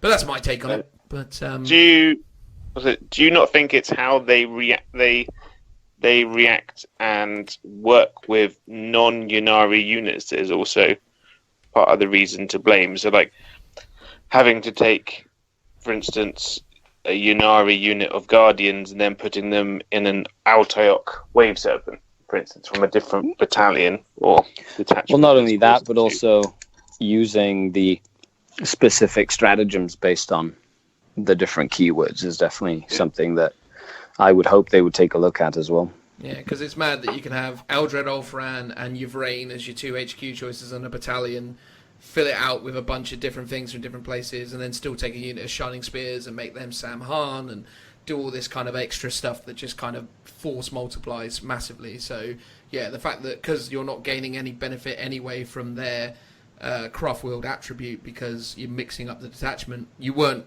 gaining that benefit anyway because you replaced it for the Ynnari skill set. So there's no incentive or lack thereof to just mix the detachment into this real horrible mess of a thing. And again, it's one of those. I think, ultimately, yeah, Ynnari needs some fixing, and I'm hopeful that will happen very soon. But yeah, so obviously, as you say, predominantly playing as the Drukhari, and how long have you been plugging away at your YouTube channel and all of that stuff? How's that all come about for you? I've been doing YouTube. I've been on YouTube for, I want to say, about 6 years, but I've been doing it full time for about 5 months now. I put about a report up every week or so, and eventually just decided to go full tilt and jump into content creation full time. So that's what I do now. And so that's been a lot of fun. I used to play with Black Templars mostly, but the Drukhari have been like my true calling for the better part of, I want to say, 10 to 15 years or so. I'm noting coherent themes, though, because obviously the Drukhari don't much like Psykers, and the Black Templars don't much like Psykers, right? So, I mean, there's at least a common thread running throughout, right? They also came in the box set in 3rd edition together, They did? Which I think has something to do with it as well. Oh, is that one of the main motivators? So you've been collecting the two armies side by side since 3rd edition? Yeah, since before they were supposed to be good. I'm an OG there, That's it, man. That's it. The old Dark Elder, as they were for 3rd Ed. I don't know, man. I never really felt like they kind of found their place within many editions, even though I suppose they did have a moment in 4th edition where they were somewhat interesting, but I think really it wasn't until their new Codex rewrite in 5th edition rolled around and they got the love and attention from the Jez Goodwin and Phil Kelly combo that the thing really started to come into its own. I mean, some of those early bits of tech that you could do with the old Elder stuff in 5th edition, Dark Elder stuff in 5th edition was just mad. The turn 1 charging units of witches with the whole kind of, you can just pivot on its axis, and then because of the length of the raider, you get all this extra distance, and then and you're in charge. It's like, wow, this is mad. And then obviously, I mean, I love some of the core concepts they came up with as well, in terms of the idea that the jet bikes are actually more the weapon themselves. So rather than using a jet bike to just fly around and shoot things, you're actually using it to smash into your opponents and elegantly behead them with all the blades on the bike. I thought all that conceptual stuff that they delivered really took the army forward in an incredible way. I definitely bought a lot of Dark Elder as they were back then, after that massive re-release that they got. I mean, that must have been, crikey, that's got to get me coming up to 10 years ago now, right? Yeah, that's almost 10 years. I think it was 2012 or something. Wow. So that's 6 years ago. Wow, fair But enough. I do remember those times fondly. It was nice after waiting for 13 years to finally get a new codex. Yeah, oh god, yeah, that was the thing as well, wasn't it? Because they literally had the 3rd edition book all the way through till the middle of 5th, wasn't it? Yep. Did that they? is They correct. got a volume 2, didn't they? So they got their original release in 3rd edition, and then in volume 2 they changed a few things when it came to like war gear choices and the witches and things like that. And then that codex basically lived all the way up to 5th edition, pretty much. And then in late 5th edition, they released a new codex, and then 6th edition came around, and or it might have been late 4th edition or something like that. No, it was 5th. It was 5th. It was definitely 5th. Yeah. Long time, definitely a long time, but well worth the wait. Absolutely, man. Absolutely. And what would you... I mean, and with the Black Templar stuff, I mean, Phil is an aspiring Black Templar collector. What would you say to Phil in regards to your opinions on Black Templars? What would you say that he should be looking at if he's aspiring to play Black Templars in modern 40k? Well, Phil, the first thing I would ask is, what is your goal? Do you want to try and win with them? Do you want to, do okay with them? Do you just not want to be embarrassed when you go to a local tournament? Well, I would like to do well with them, but I imagine they're probably not the top competitive, meta chapter. Definitely. I think mostly I want to collect them because I think there's some really good modelling and painting opportunities with them, and I like the idea of the lore behind them. And I've been slowly collecting. I mean, you don't get it in Canada, but we've got Warhammer Conquest, which basically is a weekly magazine and occasionally gives you the easy build kits from the Dark Imperium. So I've been collecting the majority of the Primaris pieces. So I've sort of been thinking, what chapter should I be doing? And it's sort of a toss-up between Deathwatch and Black Templars. But the thing I found, this slightly annoying thing, is all the interesting Black Templar units are obviously not Primaris units, or at least in its current edition. So then I would have the debate of, do I use Primaris models and sort of proxy them per se, or convert them to be tactical Marines or the Emperor's Champion, for example. So that's sort of my dilemma at the moment, is that, basically.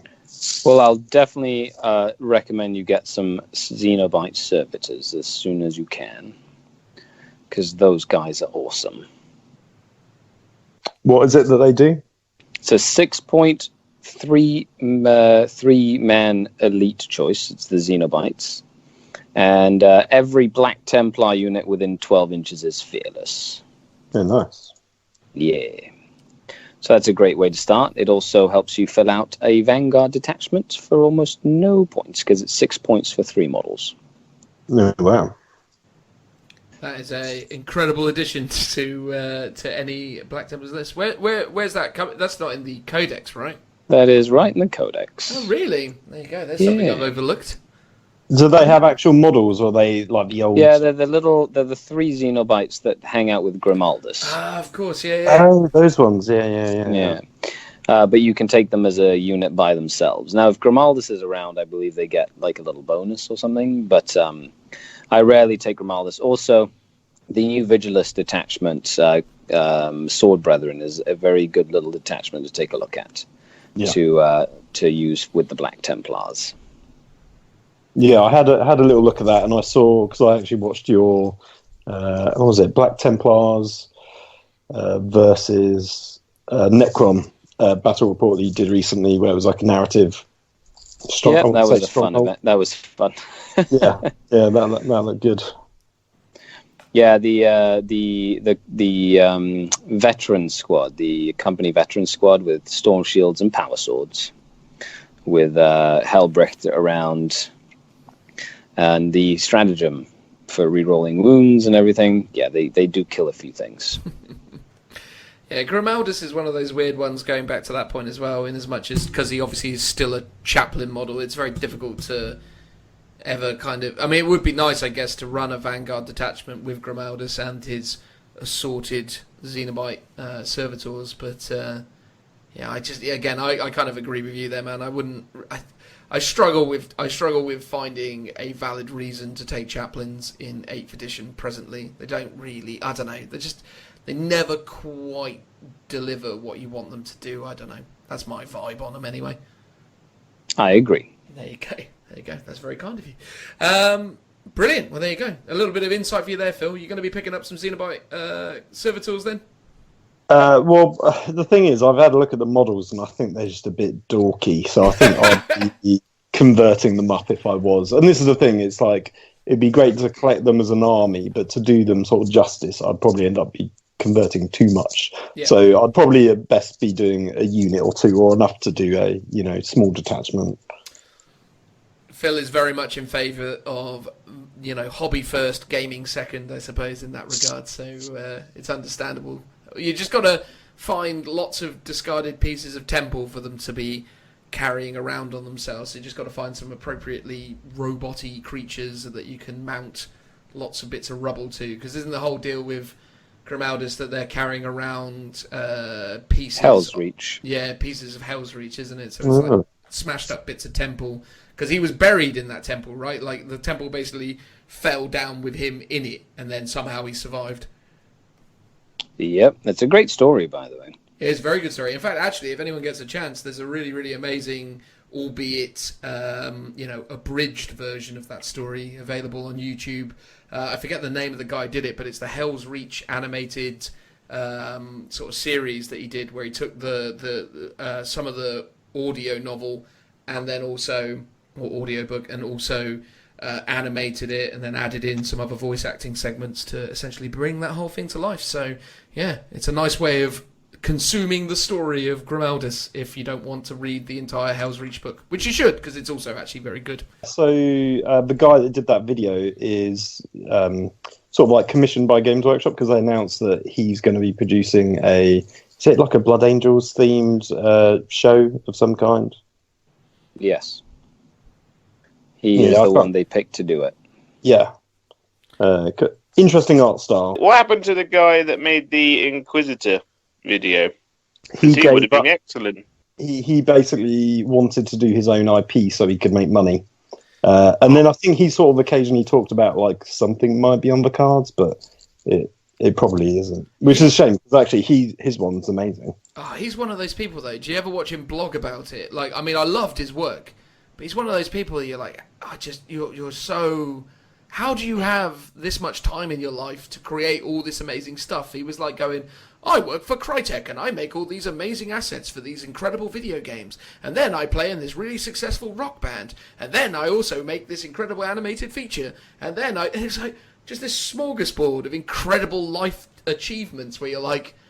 Oh, man, I feel out of breath just watching you talk about all this stuff, let alone having to try and take it on myself. But clearly he couldn't quite keep that going, because obviously, I mean, that work he did on that little segment was just breathtaking. But yeah, I mean, if you're not making any money, you can't keep doing that, right? That's just crazy.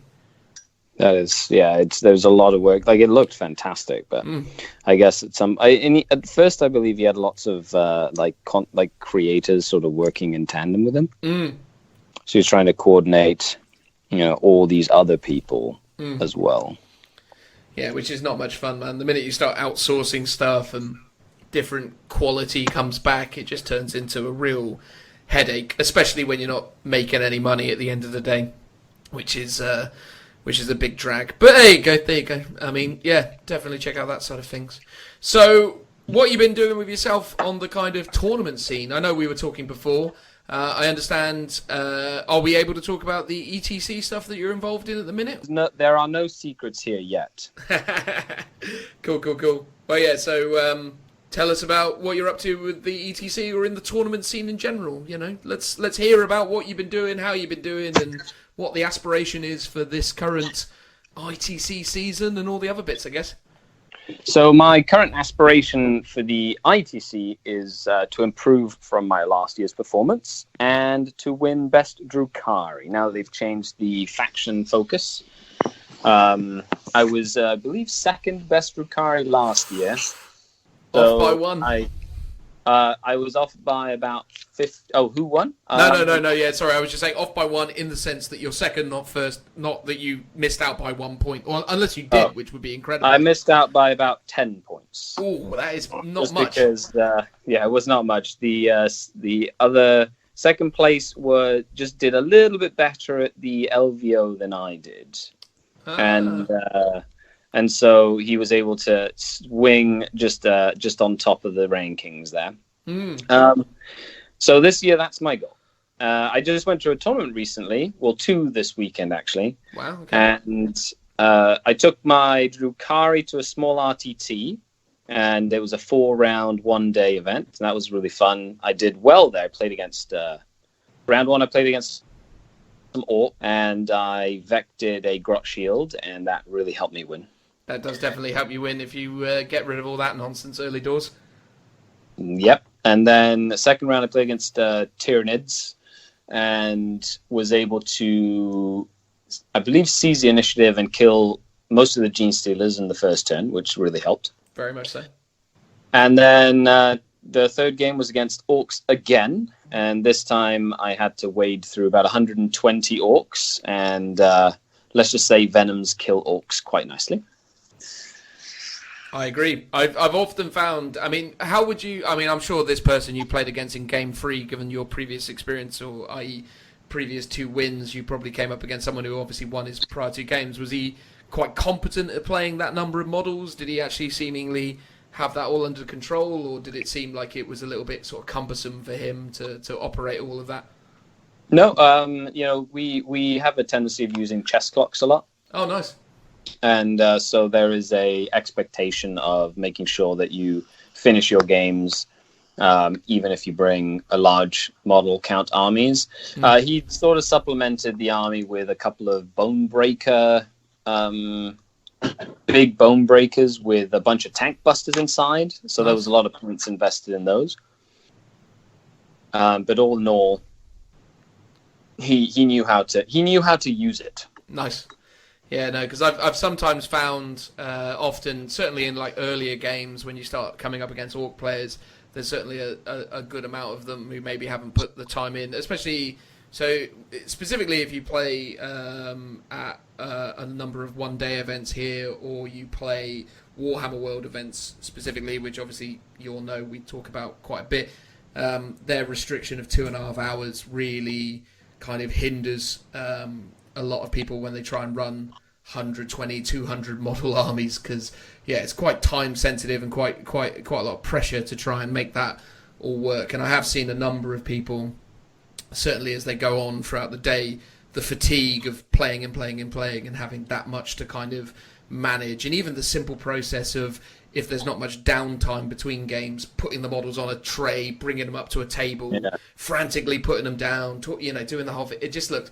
I could never, ever play an army with that model count at a tournament, because I just wouldn't be having fun. I just find it way too stressful to have all that. So that's why I steer clear of all that stuff. Fair play to those that can. It's just not for me. Like, a lot of them, like, before, were taking a lot of the actual game time up themselves. So you found that, like, playing against an Orc player, you were getting about half an hour, 40 minutes, and then your opponent was taking up the best part of 2 hours for doing their movement and shooting, and then there's a lot of feel bads going on.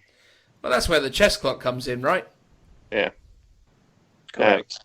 Yeah. Are a lot of Orc players like timing out at events? I don't find that very often. It really depends. If you're playing 2,000 points, which is our like standard tournament size here, you usually get about 2 hours and 45 minutes around, and that's normally enough for an Orc player who's really focusing on what they need to do to get a game in without timing out. Yeah. And what's the... Sorry, did you say just then, how long do you tend to have per round in a tournament in Canada and the surrounding areas? 2.5 to 2 hours and 45 minutes. Nice. It did also occur to me that I don't think at any point, even though I'm assuming some people will sort of know you or work this out for themselves, I don't think we actually mentioned where you currently dwell and play games regularly at this point. So we've made a massive sweeping assertion about our audience knowing who you are and where you are. So would you like to actually say as well, when you're playing in these tournaments, where you are, most of these are taking place? I am about an hour north of Toronto in Canada. There you go. And then you play a lot in the US as well, or just predominantly Canada? I do travel when I can, but I've been predominantly playing in Canadian events around Toronto. Amazing. And you said you wanted to improve your LVO performance. How did you do at the LVO? So I came in 87th at the LVO. I ended up playing Alex Harrison on my third round, and I played Manny on my fifth round. Oh, well. Those are my two losses of the event. And those are some respectable names to lose to. It was definitely oh man, like my game against Manny was one of the most entertaining games, and he's, I believe, on the ETC English team, and he recently won an event with a bunch of broadsides, I believe, in his army. Amazing. Oh, is this the 12 broadsides and like 3 riptide list? So yeah, Manny, I believe, played with, I think, 8 broadsides, I think it was, at a recent event. And he came in first with his Tau. Wow. It's like a Glasshammer gaming event. Sounds like Tau have been doing quite well for themselves recently, because someone won... Simon won Grand Tournament Finals with a Tau army, didn't he? Yeah, and then someone won Tau, the No Retreat. It was either No Retreat or was the actual Gibraltar GT. I think that was Boris with his Drukari. It was okay. So it was the last No Retreat a Tau player won. I mean, admittedly, it's not quite as competitive, but it's still, within the meta of their restricted list building. It was a Tau player that won. Tau have some good tools if you know how to. Like one of our local Tau players, Devon Swan. His Tau list is mean. Any particular thing, for example, that makes it so mean?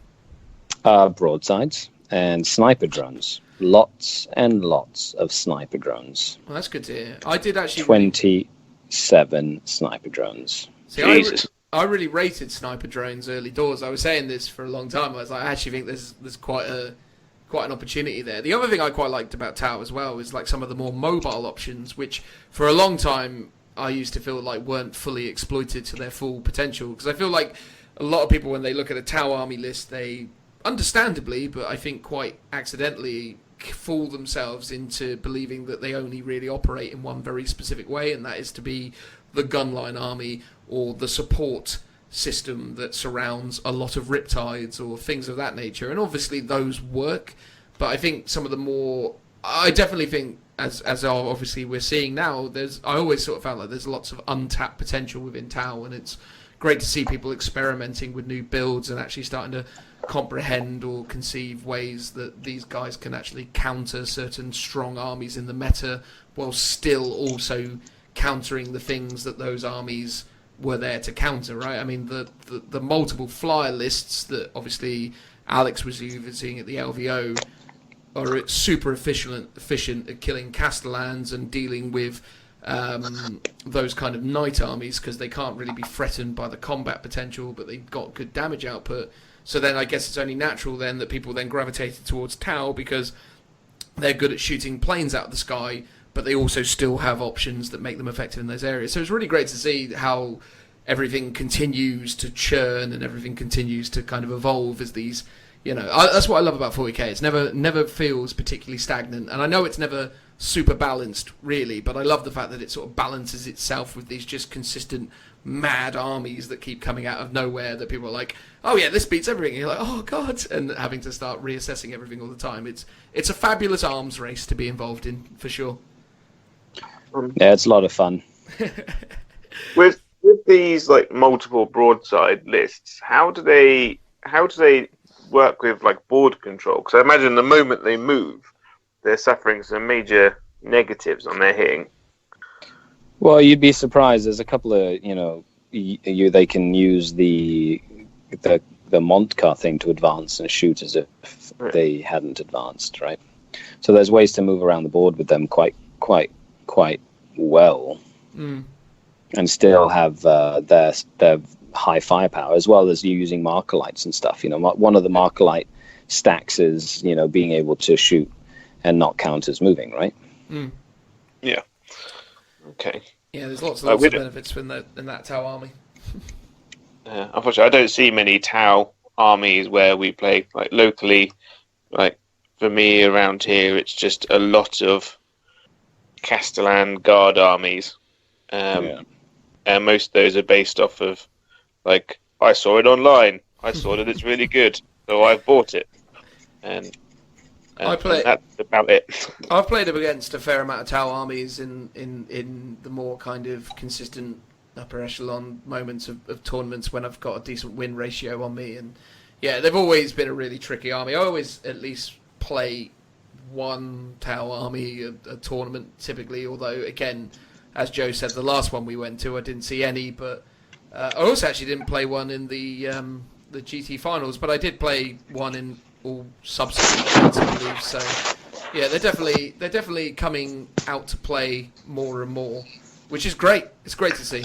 I love the Tau models. I bought the Tau when they first came out in 3rd Ed, I want to say, and I really found them really dull and uninteresting after I bought them all and built them and painted them, and I started playing them. I was like, this is a bit too static, but all the additions they've made to them over time have really made them super cool, and I love all the mech stuff, and yeah, it's wicked. I'm well in favour of them. It's good to see them doing well.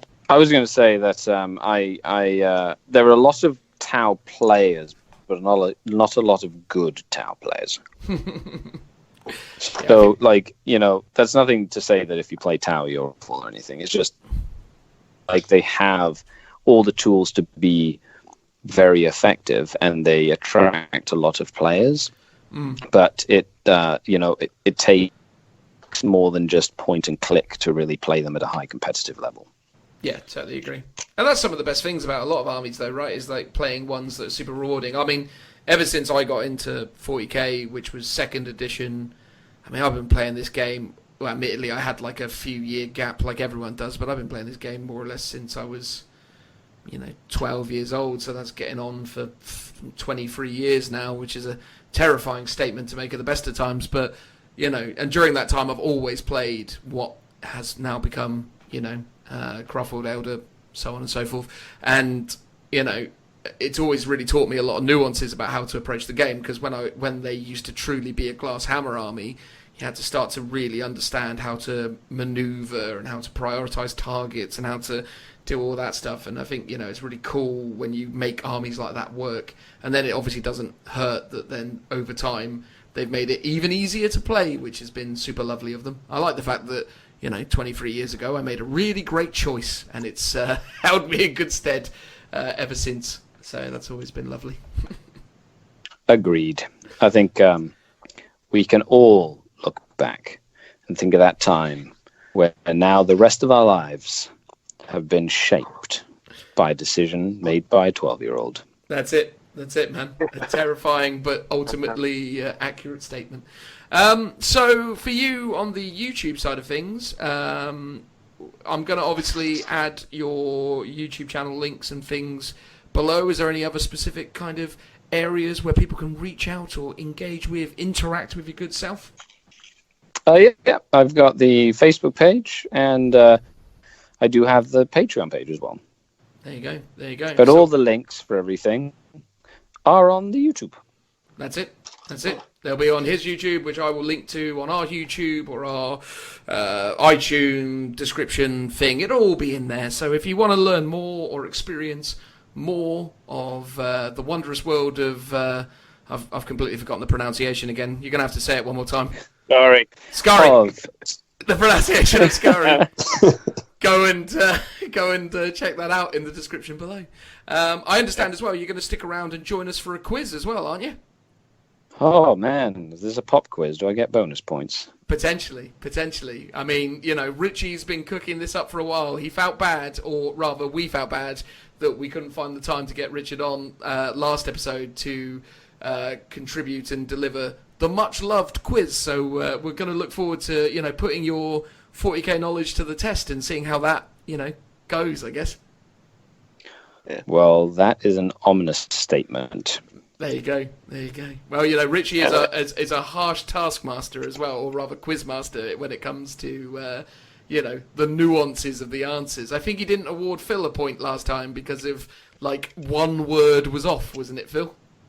Well, I think it might have been you, actually, in regards to you saying kill teams. Yeah, that was it. And he was like, no, they're veteran squads. And I was like, oh, come on. Literally.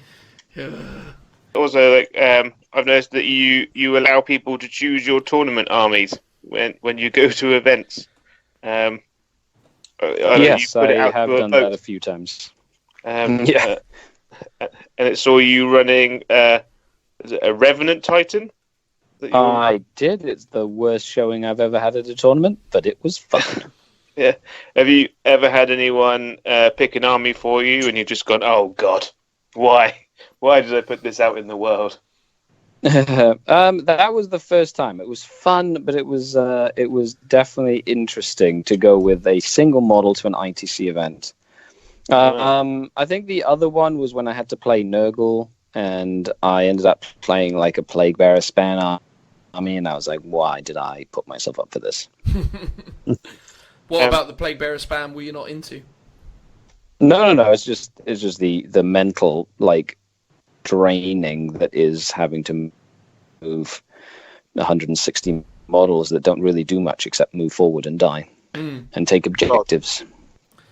What's your opinion on the humble Poxwalker? I've been trying to convince Joe because he's trying to do a mixed... Well, rather, he wanted to do a Chaos Space Marine army for Grand Tournament Heat 2 that we're attending. And I was trying to sell him on the virtues of Poxwalkers as a generally quite useful option instead of Chaos Space Marines. Where does your opinion stand on Poxwalkers these days? Well, I have a good friend of mine, Jason, who's been developing a Nurgle Death Guard sort of list. And he has added in the Poxwalkers. And I will tell you, they are very annoying and hard to deal with because you have to deal with all the Plague Bearer screens first. By the time you deal with them, then you have to deal with all the like Demon Princes and characters that are nearby and behind them. And if you keep like a unit or two, like in his case, he's put one big 20-man unit of Poxwalkers in the backfield. By the time you finish with all that, like you don't really have enough to deal with this big blob of guys that's fearless and sitting at the back. So I find their use to be good. I like them a lot, actually. See, this is what I was saying, Joe, because the thing is with them, they're fearless, mate. That's the trick. No, they never run away. That's the most annoying thing. They never, ever run. It's like, it's crazy. Because that's even the Plague Bearers run away. These things, they just stand around for ages. They're awful. And you can buff them to toughness 5 with Typhus and thingy. And you can make it... Is it the stratagem that you can't target them unless they're the closest thing? That's annoying. That's any infantry unit for Death Guard. It's usually put on the Terminators. Yeah, normally. But then at the same time, it's like... in this, because it's more about... Because one of the unique aspects, I guess, of when you play the Warhammer World Grand Tournaments is that obviously you play the rule books and the chapter approved stuff, and obviously the chapter approved missions, really favour an army that can hold on to objectives and just keep them there. And I just think I'm just a big fan of Poxwalkers at the moment. So I've said it now on the podcast, Joe, and people have agreed with me, and now it's up for you to do it or not. But I bet someone else will rip this off if you don't. I've got 40 of them on sprue, and because you're an incredible player, you've had a history of all these incredible wins, and you're very smart. What I did was I ignored you, right? Got a Slaannesh battalion instead. Brilliant. To run with my demon engines, because I think Fiends are amazing. I don't understand why people aren't running them. What's the opinion on the Fiends? I like them.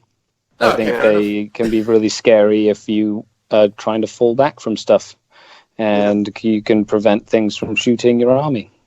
Yeah, because I was thinking, because around this area, everyone just runs kind of gunline lists, or Knights Castellans are extremely popular.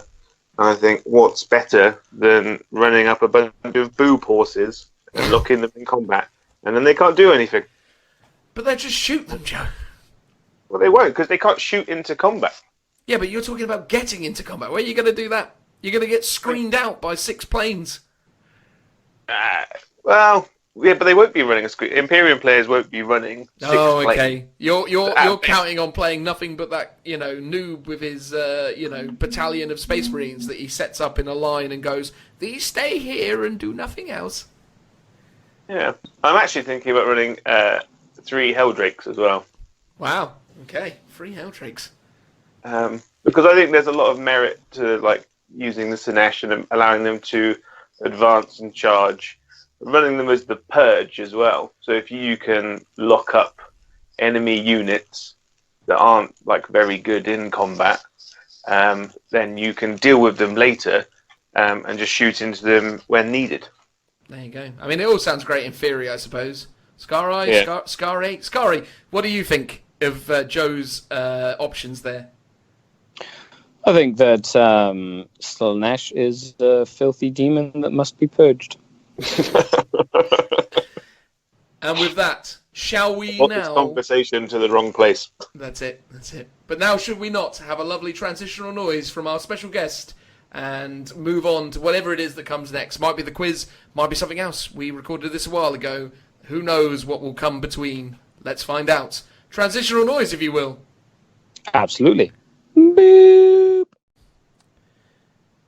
So, believe it or not, we thought this was going to be a relatively short episode, but as we've obviously seen already, it's gone on quite a bit already, and there's still a quiz to go. But we said we were going to talk about hobby projects and poke fun at Joe, so by golly, we're going to do it. So, Joe, why don't you tell us about your hobby journey thus far, and then we'll move on to Phil, and then we can point fun at the fact that I've not done anything. Well, it's quite funny, really, because part of this podcast, I'm really enthusiastic about Chaos. And that was a week ago, and now I'm selling it all, and I'm going to be doing Jakari. Who are you selling it all to, Joe? I'm selling it all to Triple Helix Wargames. Have they given you a good price for the Chaos Space Marines? They have, yes, and it will pay for all of my Jakari stuff. There you go. And the reason why I'm getting rid of them is that, like, when it came out, I was really excited. I'm going to do Black Legion, because you've got all this new cool stuff, and there's all these new rules for it. And then after a few weeks of looking at it and reading it, turns out Black Legion are the worst Legion to collect for Chaos. That's a bold statement, Joe. But it's like, they've got, like, the Chain Lord, which is really, really cool. But you can't base an army off of him. And Abaddon's really good to a point, but he's just very expensive. And the rest of the Chaos Force is a bit...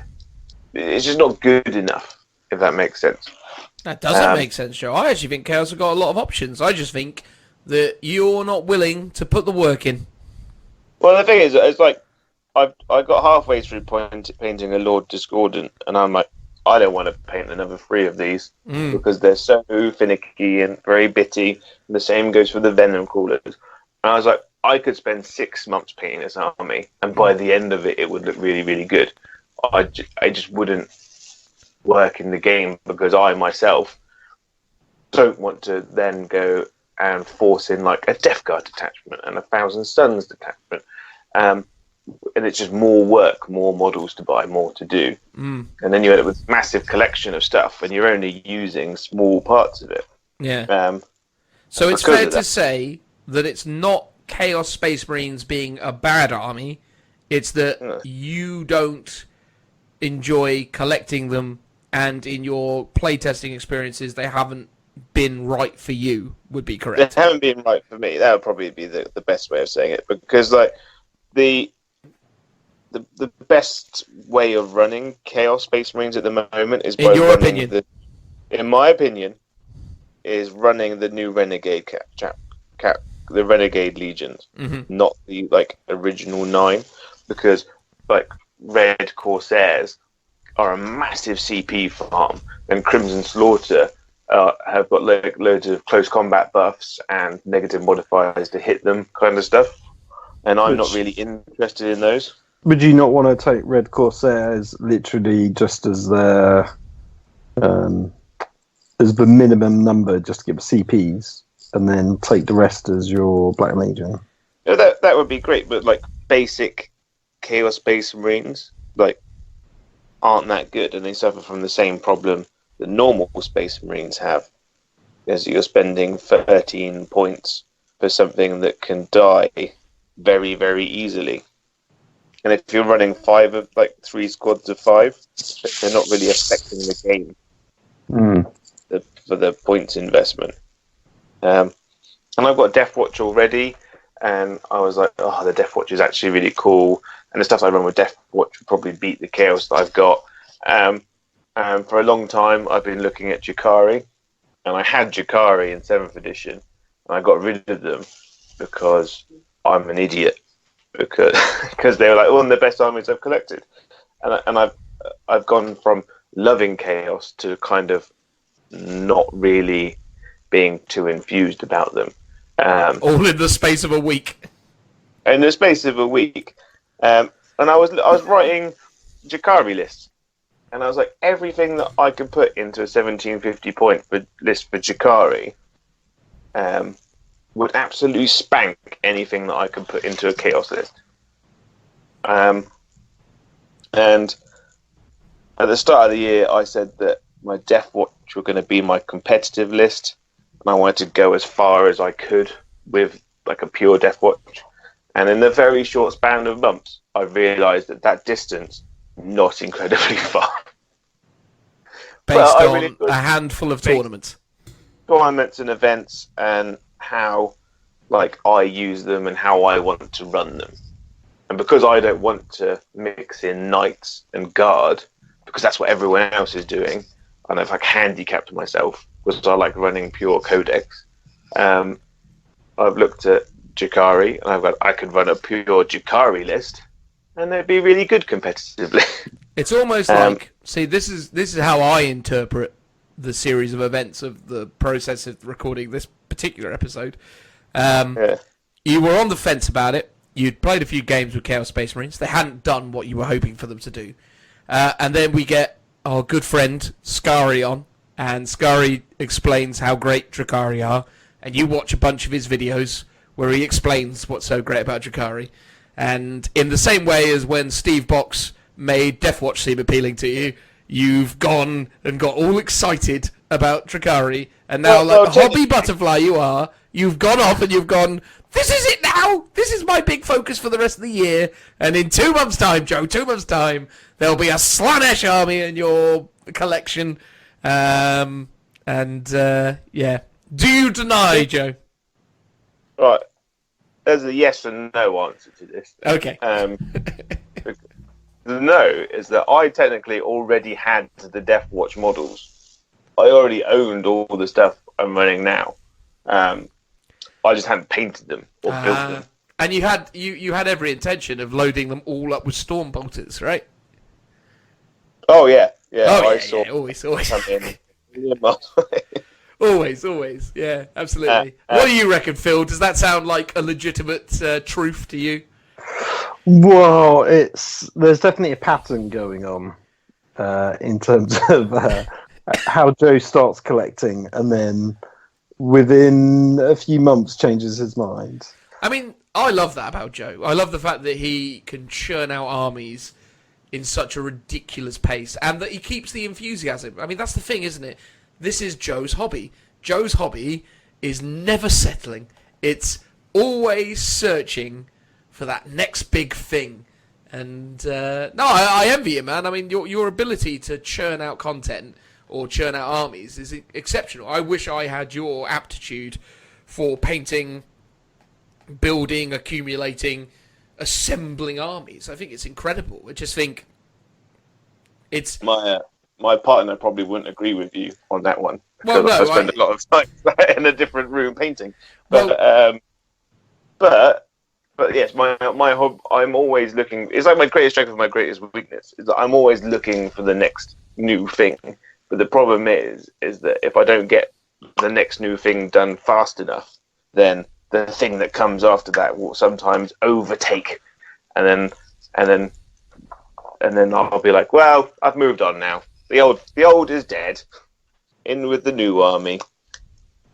So if anyone would like to, own elements of your old painted Chaos Space Marine army, will that be for sale on Triple Helix's eBay store before long? Yes, it'll be on. You just look for AA War Games, on eBay, and there they will be.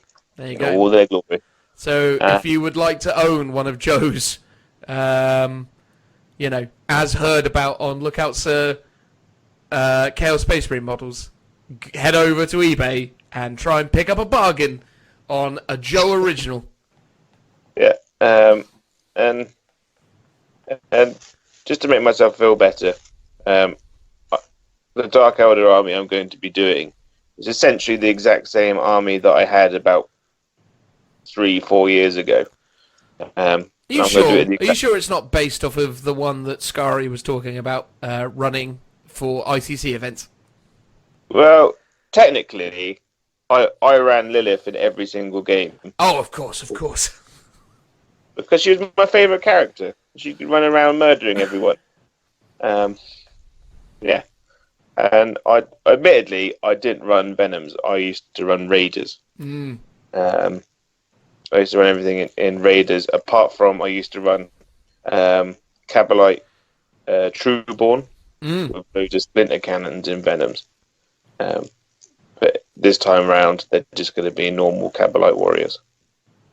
Well, there you go. I'm excited though, Joe. You're coming over to, somewhat of the right side. It means that when, inevitably we play in doubles events and so on, our, Craft World and Drakari union can be slightly exploited to our benefit. So that'll be good. That definitely makes me happy from that side of things. And I am excited to see what you're going to do with them. What colour scheme are you going to do this new Drakari army in? Is it going to be a multitude of colours, or what's the main theme? The main colour is going to be Temple Guard blue. Ooh. It's going to be quite a bright army, and then the secondary colours will be what is it? Balthazar Gold and Corn Red are the three colours. Crikey.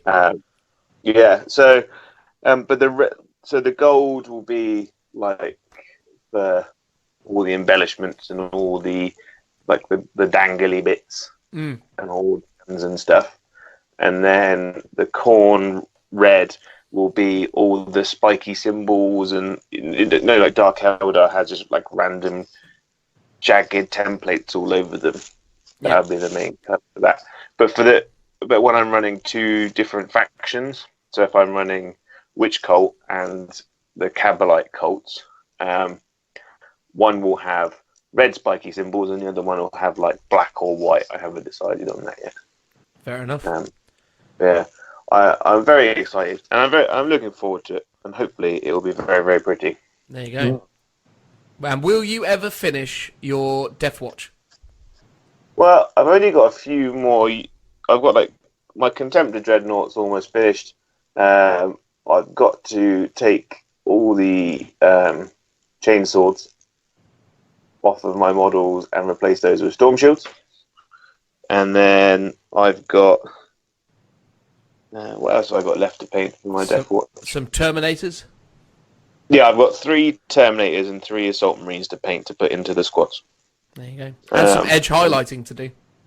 And some edge highlighting, yeah. It was a bit of... I did enough to get them to, tabletop standard. But I would like to go back and raise that a little bit. There you go. So that's what Joe's up to. Phil, what have you been doing? Ooh, I've been doing a bunch of different things. So I think last I mentioned I was working on my Assassins, which are now all finished, and I did a little tutorial on how to make candles over on Beyond the Tabletop on my YouTube channel, which seemed to go down pretty well. Lots of people seem to appreciate the sort of effort I've put into doing that video, because it was quite time consuming, quite a long video just to watch. It's half hour long on how to make candles. So if you're into that kind of painful, time consuming detail, you can check out that video and make them yourself. And then since then I moved on to the project that I talked about at the very beginning of the year, which was my Inquisitor, my Lady Grey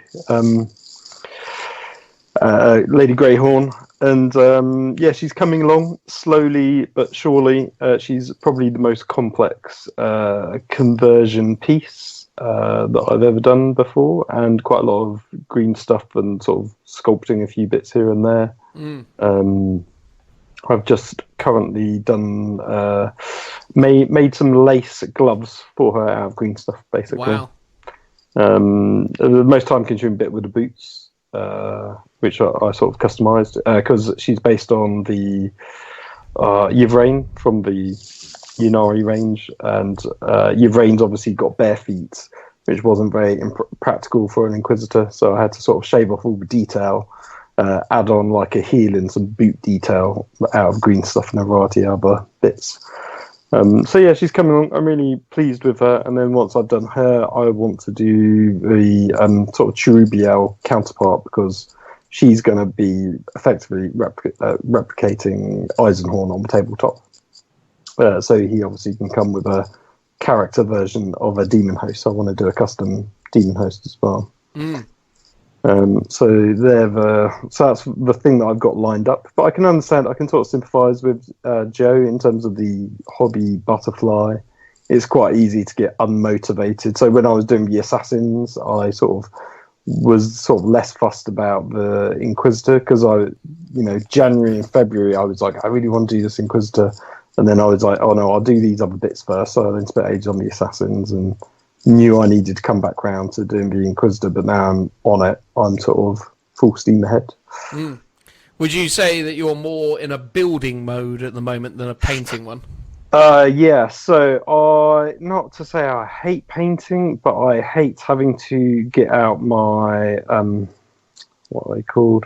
My little airbrush box. What, like your fume cupboard or whatever they are? Yeah, it's like a little portable box that you can sort of assemble, and switch the motor on, and it gets rid of all the fumes and stuff from your airbrush, like all the particles. And it's just, even though it literally takes about 5 minutes to just like assemble, it's a real pain in the I should say pain in the buttocks. It's a real pain to do, just because the space in my shed is quite small. So at the moment I'm going, like a bit of the build phase, because it's sort of what I enjoy more. And once I'm doing that, it's just so much easier to dip into it. Whereas I've got to be in like a particular mood to paint, and I think when I get in a painting mood, it's probably easier to stay in that painting mood. So I've got the Assassins all built, and then I'll do the Inquisitor, and then I'll probably do the Demon Host, and then I'll worry about painting them all at the end when I know I've got however much time I've got left to paint them before the events I'm taking them to. Well, it's really cool that you're focusing on, Imperial agents, I suppose you can call them, to bolster your existing Krieg collection. And the fact that you're creating things in that kind of John Blanche style approach of kind of kit bashing and really going to town on creating your own bespoke models is absolutely fantastic. I'm really looking forward to seeing what this Inquisitor model ends up looking like, because as I've always said to you, I think your army is so well painted, but it always needs something to draw people in. And I think, if you create a really, maybe not necessarily vibrant, but a very awesome, converted, eye-catching Inquisitor model, as it seems that you are, alongside your Assassin models with the candles and all the other bits and pieces, I think it's going to do you a lot of favours when it comes to playing in events or using your army and making more people kind of stop and look. Because I think every time you've made someone stop and look at your army, they appreciate and realise, oh wow, look at, how amazing all this stuff is. But from a distance, because you've done a really great job of painting a drab, dark army, it sometimes isn't immediately apparent how incredible a job you've done. So I think it's going to be great once you've had some of those elements in and see what they do, I guess. Yeah, no, I completely agree with you, and I think it will be, because it's an army that I've run for maybe 4 or 5 years now. Take note, Joe. It's even though it. Oh, go on, Joe. So cumulatively, I've run armies for 4 or 5 years. Which one? You don't include the breaks in between. Oh yeah, name one. Imperium. Right, Imperium. As a whole. What Imperium armies have you done in the last 5 years, Joe? We've known each other, it's got to be 5 or 6 years now. What Imperium armies have you run? Go. Mechanicum, Blood Angels, Death Watch, Minotaurs. Did you run Minotaurs? I did. I took Minotaurs to a doubles event, Okay, and I played with Phil. And Phil wasn't very happy because it didn't look as good next to his army. No. Oh, that's true. What else did I run? Salamanders. Yeah, I had those. I think that was it, wasn't it? I Knights. dabbled in Space Wolves, Knights. You never dabbled in Space Wolves. Don't go mad. I painted a model. All right, fantastic. You painted a model. I've got the hammer dude on my desk at work, actually, and I kind of want to paint him. What's his name? Ajax. Yes. I love that model. So if I remember correctly, to go through the list, the Salamanders you owned for about 4 months, maybe 5. Maybe a little longer-ish than that, maybe. So let's call it 6. Yeah, we'll go with 6. So half a year so far. Then what else was it? Adeptus Mechanicus you had for what, 4 months? Oh, I had them for longer than that. No, you didn't. Come on now. Surely. I think I got a good 6 months out of those. Maybe that plus Imperial Knights you got 6 months. Yeah. It's all right. Yeah, so you the got a two- year. You got a year with those two, and then what's left? What else do you say you had? I had Death Watch since Christmas. Okay, so you're a year and 4 months. Year before. How long did I have the Blood Angels for? Well, you never technically owned them; they were always mine Yeah, because you never paid me for them. I added to them and then just gave them back. You didn't give them back. I paid for the stuff you added. That's true. So let's say like 4 months for those. Oh, go on then. So now you're at a year and 8 months. Yeah, I had the Minotaurs for about 2 months. I think I had them long enough to paint 2,000 points. Fine. So 2 months, and then they all went. Okay. So there you go. So far you're at a year and 10 But months. still, I'm gonna backpedal on the Imperium and just throw Chaos in because I had cumulatively I probably had Iron Warriors for a lot. I had Iron Warriors probably the longest. Yeah, probably a whole year. Maybe 2. No. Anyway, there we go. Point proven. Moving on.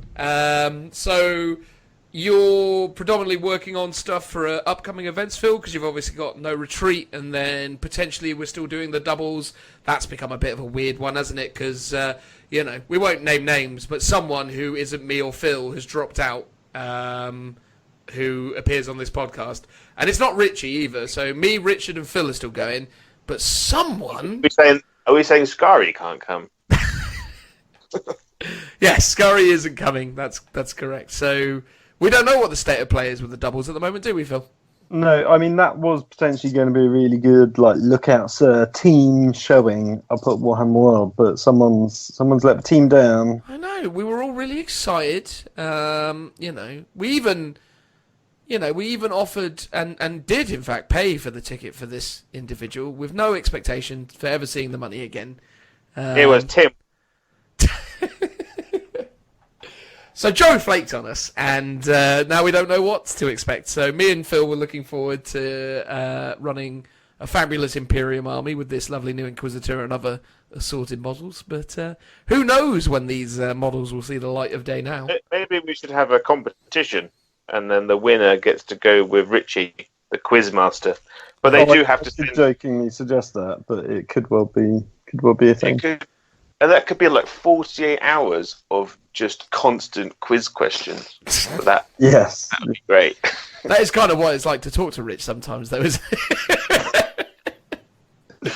I love him. No, I don't mean to be mean about the poor guy. But anyway, I guess I was going to say, if anyone's free every Wednesday to record a podcast, there is a new opening now on the team. because You know someone's let us Tim's got down first once in a dibs. time. Tim, That's true.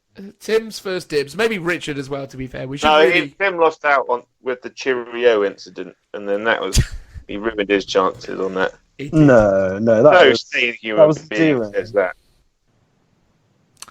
Well, if I can give a quick update on what I'm doing hobby-wise, very little is the answer. I've been playing games with an old-school Ultramarines army that I've been getting the rules for Marnie's Calgar wrong on, which you will have heard said a couple of times throughout this podcast. I forgot to remember that the Gauntlets of Ultramar do D3 damage. I thought they did a flat 3 because, you know, I think I read it somewhere or made it up or believed or misread.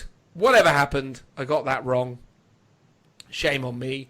But I have been painting, collecting, building up a Primaris Space Marine force that was intended to be used at the doubles alongside Phil's rather lovelily painted Krieg and stuff, so I was starting to work on that.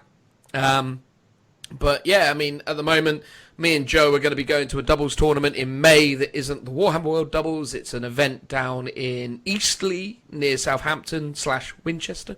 So working out ideas for that. Obviously got a tournament this weekend coming, so got a few last little odds and sods that I need to paint for that.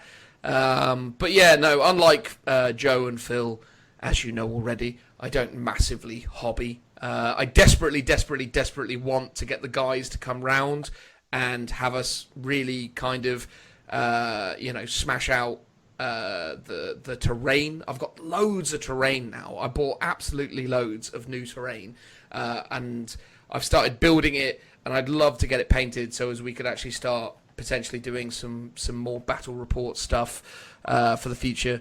And as I said before as well, I'm actually quite keen to try out this Adeptus Titanicus stuff. Phil kindly offered that if I spent £320 on 4 boards, that he might actually paint it for me. So there's always that opportunity on the table, potentially. A kind of co-ownership. I pay for it and Phil paints it, and then it lives in Phil's house and he effectively owns it. But you know, I have the privilege of knowing that I facilitated it being in his life. Is that how the deal was going to go, Phil?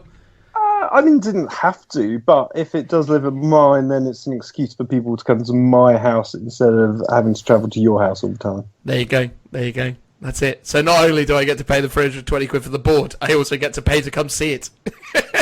yeah, exactly. I mean, if you'd rather it be yours, like just do that. No. And I'm also, on the topic of gaming and the gaming space and all that sort of stuff, I am also actually about to endeavour into looking into kitting out my garage into a more kind of appropriate gaming space. So we have started looking at options for draping and laying down the flooring and trying to get a bit more insulation in there so as it keeps the heat out in the summer but also the cold out in the winter. And potentially create a space that we could actually start doing some more content for if we felt like that's something we wanted to do more of. But we're making no promises at this point. It's just something that we feel like maybe we could do more of. For any of you that looked at our YouTube channel and gone back in time, you'll see these really poorly produced battle reports with the music that Phil absolutely hates playing in the background. I love that. That music was incredible. I love that music. See, I'm still a fond fan of it, but let's not bring it up again. Let's let it die, Joe. Let it go. Send into a frightful rage. There'll be stuff thrown everywhere. It will Hulk out like Hulkamania. Like Hulkamania, yeah. I mean, that's 2 different Hulk references you've got there. You've got Hulk Hogan and the Incredible Hulk mixed up into one. I thought Hulk Hogan did Hulk out. I thought that was his thing. He'd walk around pumping his arms around. He would do, but I feel like when you said he would bash around like the Hulk and then went into hulking out, they're 2 different things. I don't think the Hulk hulks out. I don't know. I like to imagine that he's hulking out. Anyway, we're getting into a complete off-the-topic thing, which we often do. The point is, I've not done a great deal of stuff, but I've got lots of aspirations, lots of plans, and I keep doing this. I mean, you know, unlike these guys, when they go away and start working on their hobby and painting, I sit here editing this and putting this together. So this is my hobby now, really. It's playing games and making this thing happen, because aren't I great? So apologies if the editing's consistently terrible. it's all my fault, but I try my best. If you think about it, you don't really have to paint your armies in the end, because you just buy the ones that I get bored of. I know, I'm really disappointed that you've decided to maintain your enthusiasm for Deathwatch. I was looking forward to owning those. Well, yeah, because I was like, well, Deathwatch just do everything the Chaos do, and they're all fully painted. And as history has shown, I get bored of an army, sell it, get a new one, and then I rush paint it. And then because I haven't put as much effort into it as I'd hope, then it just gets ditched. So I'll keep it the Deathwatch, because then I can carry on using it and paint the Elder, the Dark Elder at a leisurely pace. Who knows? You might get it in like 6 months' time. Absolutely. Who knows? Yeah. So if anyone would like to see progress pictures of everything happening, as Joe said in the introduction, he's found the password for the Instagram, right, Joe? Yeah, I have.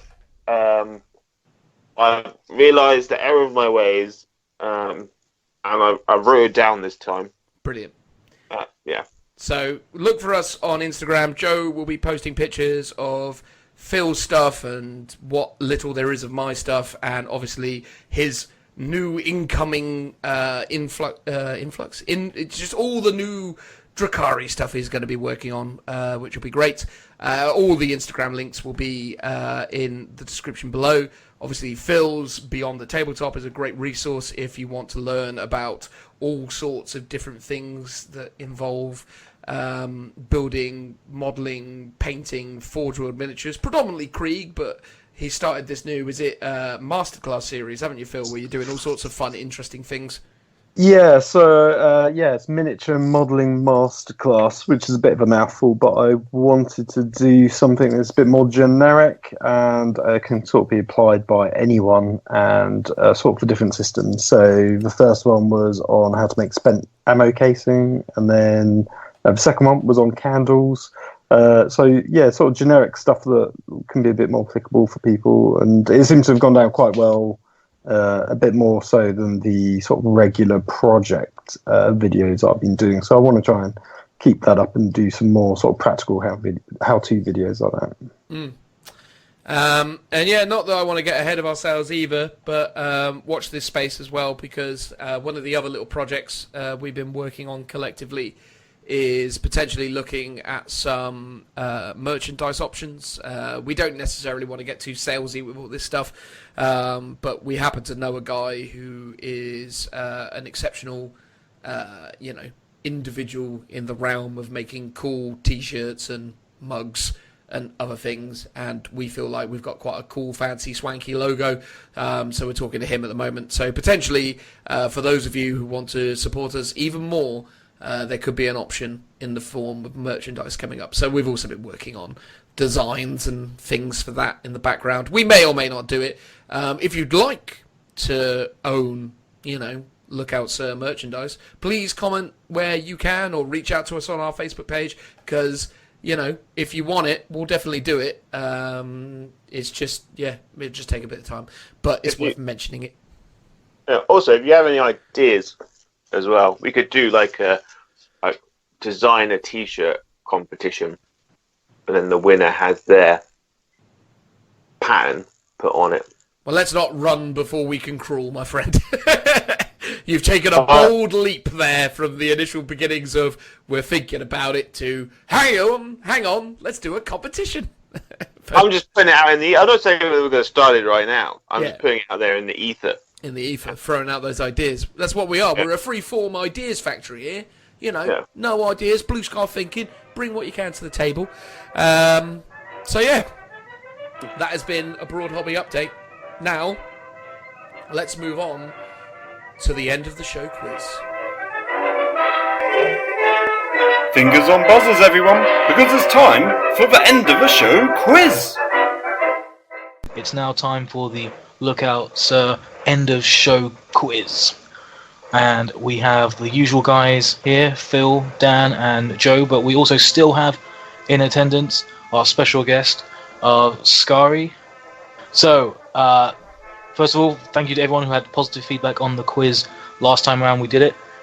We were very pleased that everyone really liked that, and we've We're going to try a thing at the end where we can give some questions for the listeners as well, so you can play along. You can always play along with the guys and see if you can get a better score than Phil, who is the reigning champion, but we'll also have some special questions just for you guys that you can answer between the two podcasts. So, is everyone ready? Any questions from the guys before we start the quiz? So Phil is the reigning defending champion. Phil is he is the winner. He currently has a 100% track record of winning the quiz. What happens if Skari wins the... sorry, I really need to stop doing that. What happens if Skari wins, though? Then does he take the crown away with him to Canada, never to be seen again? Well, he will take it for that week. I mean, you immediately lose it if you're not on it again. Oh, is that the rule? I'm making that up. Title. I can't just leave and never come back. I'd have to defend my title. Oh, that's it. Yeah. It'd be like Countdown. Winner stays wouldn't on. it? Yeah, Countdown. He'd come back every week, defend his position until he loses. That's absolutely something we can do. Logistics dependent. Well, that's Could we ask questions like how many times does Stan say the thing is, or you see? No, we aren't going to do that. I understand. That's not one of the actual questions. Fair We're enough gonna is have- another one, Joe. You didn't even say fair enough. Or Yeah. what was the other one that I always do? The thing I've noticed that I do, and I know this is going off on a tangent now. When I listen back to this, the thing that drives me most crazy... In fact, actually, I'm not going to say it, because if you haven't twigged it, then you might start hearing it, and then I might make it worse for people who listen. So I'm not going to point out the thing that I do. If you haven't already twigged it, I know what it is, and I'm trying very hard to stop it, but I won't say what it is in case you didn't know. Is it going off on a tangent? Yes, I think that's probably it. Is it the fact that you're the one that's always talking?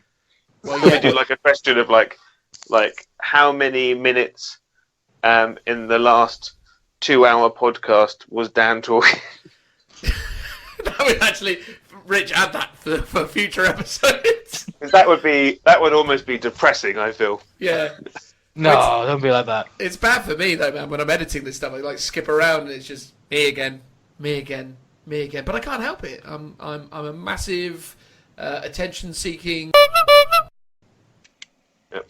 And on that bombshell, let's introduce everyone's buzzers. Why not? So first up, Dan, would you like to introduce your buzzer? This week, my buzzer will be... That sounds exactly like what you would sound like when you're having way too much fun. That's it. Way too much fun with my clothes on. Or The potential. But there you go. Good sounding buzzer right there, I would say. Next up, Phil, let's hear your buzzer. It is. Is that the same one you had last time, Phil?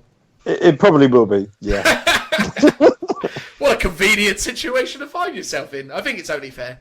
I mean, it's too good to not keep reusing it. It took me at least a minute or two to edit that together for you, so I appreciate you, using it once more.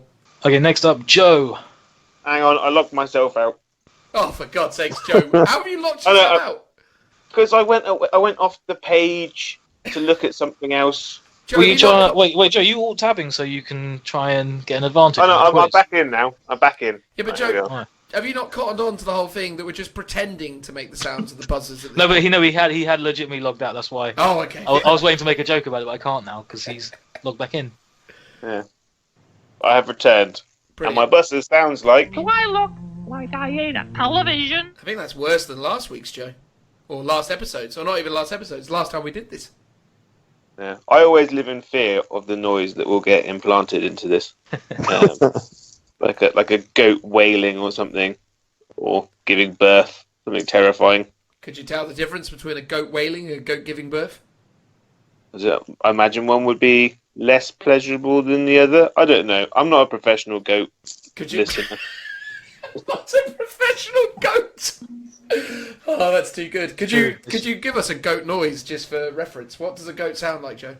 I don't even want to hazard it. Come on, Joe. I want a goat sound out of you. No, it's my window's open, children live nearby, Come on. old people live nearby. Make a type noise. Come on. No, Goat Like sounds. That was surprisingly good. That was really good. Yeah. that was very I accurate. forever as live well. in shame. That might be the next episode's buzzer. And finally, Skari, our guest. So I've picked a special one for you, Dan. I mean, it sounds incredible. I look forward to finding out what it actually is, so as I can make this reaction seem more legitimate. But yeah, no, you scoundrel! How dare you? It's just for you. Did I get the kind of did I guess right? Is it an insulting sounding one or a generally positive one? It says you in a sound. Ooh. Oh. Very exciting. Well, I look forward to hearing whatever that might be. So, obviously I just did. Anyway, let's make the whole thing believable. Oh, yes. I think that sound defines me perfectly. Beautiful. Well, thanks for introducing all yourselves, guys. We're going to begin the quiz. There are 12 questions that we're going to have spread across a couple of different themed rounds, which are all mostly different from last time. So, without further ado, we're going to start in with question 1. Question number 1. Question number 1. And this first set of questions are all themed around... for those of you who don't know me, I like perusing the competitive 40k Facebook group to see what they're complaining about each week.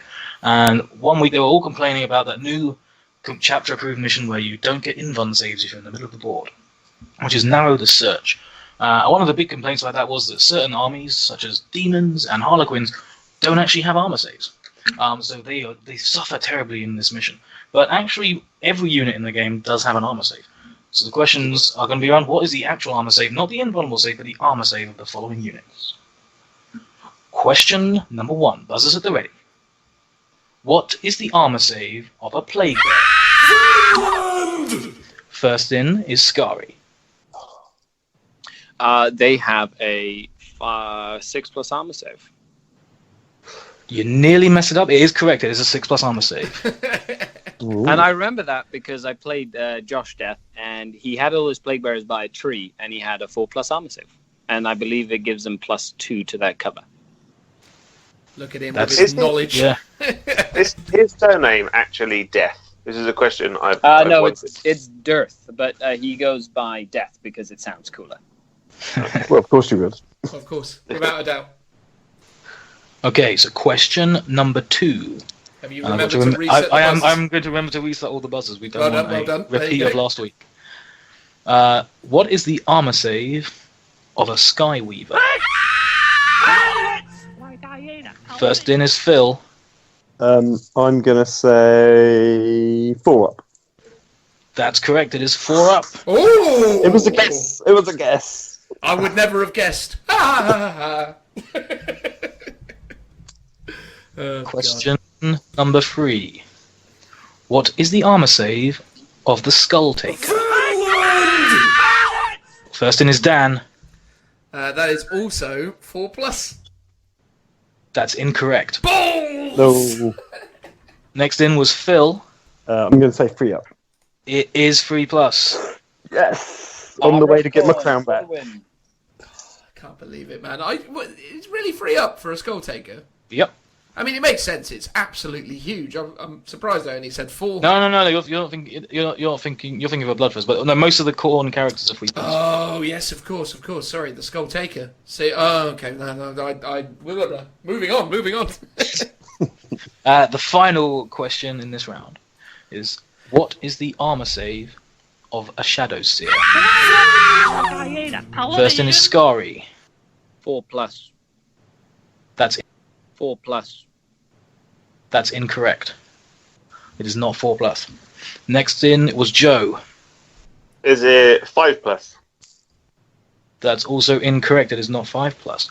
Oh my Next God. is Dan. Well, you haven't had one yet, so I'm going to say 7+. That's correct. It is 7+. Oh, I knew there'd be a 7 up in there somewhere. That's it. Yeah. Man. That's it. I was actually going to say, what is the armor save of a Razorwing flock? No. Is it? Does it not have one? It's a 7+ as well. Okay, so after the first few questions, which we'll call round 1 for the sake of benefit, in the lead is Phil with 2 points. In second place is Dan and Skari with 1, and Joe, still all to play for, is yet to get off the starting grid. Come on, Joe. We believe. You got this. We believe in you, Joe. Oh my god! But one day. It's okay, Joe. I've got a feeling question 5 that's got your name all over it. So the next section is I'm going to call it general knowledge because that sounds better than miscellaneous. So question number 5: what is the name of the Keeper of Secrets' weapon? First in is Dan. Oh, I think I've mucked up, haven't I? Actually, I'm thinking Lord of Change. Oh no, no, it's not. It's Sorry, Dan, that's completely wrong. It's nothing to do with Lord of Change. No, I know. I'm going to say it's the Sword of Excess. It's not. It's not that. It is a sword, but that's not enough to get the answer. Okay, fine. Next in was Skari. So Delightful Agonies, is it? Delightful Agonies is a psychic power. Ah, dang it. I knew it was in there somewhere. It's a good guess. It's much closer than Dan's guess. No, it isn't because he didn't even say sword. It was but it was the right. He was in the right. At least Chaos God. Well, yeah, but I thought it was the Staff of Change. I was going with the Staff of Change. I thought we were talking about Lord of Change. No, we're not. We're the Keeper of Secrets. Okay. Joe has buzzed in. Is it the Sword of Excess? It is not the Sword of That's Excess. exactly what I said, Joe. No, it's not. It is. It really is. What I just thought we were just being rude to you. Oh, brilliant. Phil, would you like to have a guess? You Yeah, haven't buzzed in because Say the Sword of Excess, Phil. I'm going to say the Sword of Pleasure. No, unfortunately, you're all wrong. The answer was the Wit Stealer Sword. Oh, of course, the Wit Stealer's Sword. The what now? The Wit The Stealer's Wit Stealer Sword. Well, that's so my wit. It's a very cool weapon. It reduces anyone who suffers a wound for the rest of the game has -1 to hit.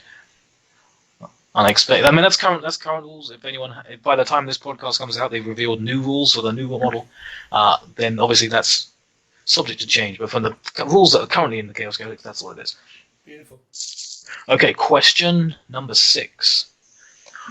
What organ do Primaris Marines have which can give them a last burst of energy before death, and indeed is often used by Primaris Marines to survive the transformation process into a Primaris Marine in the first place? I don't have a clue. Skari's buzzed in. Okay. It's like Cole's Inferno or something like that. Furnace. You're close, but it's not the right. It's not enough. I need more than that. Next is Dan. I mean, if I get anywhere close to this is all because of Skari's contribution. So it would be called oven. No, I've no idea. No idea at all. No. Phil or Joe, do you want to buzz in and have a guess? I've got no idea. It's the thing that stopped Calgar from dying, isn't it? Correct. It's also the thing that stopped Calgar from dying. Calgar's had to use it twice because he died when he became a Primaris and he came a Hang on. Hang on, I'm just looking You say online. hang on, so you looking it up? Hang on. Hang on. Let me just find the not page. Yeah. I need this. Yeah, go on, Joe. Cheat, mate. Come on, have it. Hang on. Let's give him the countdown. 5, 4, 3, 2, 1. 2, 1. Joe? No, Can't find it. late. You can't even cheat right. I would have liked to have given it to you, Skari, because you were very close. The answer was Belisarian Furnace. Ow! You used the wrong part of his name. Oh, so good. I knew it was the furnace, I just didn't remember which part of his name it was. See, I told you he was very, very finicky on the exact details, which, to be fair, is good that's in a fine. quizmaster. We need to be finicky because people are playing along at home. They are. And That was shouting out I the will- answer at you, Joe. They all think you're a fool, Joe. I can't even find the page anymore. Okay, question number 7. Excluding Titans, what is the most expensive unit in terms of points in Warhammer 40,000?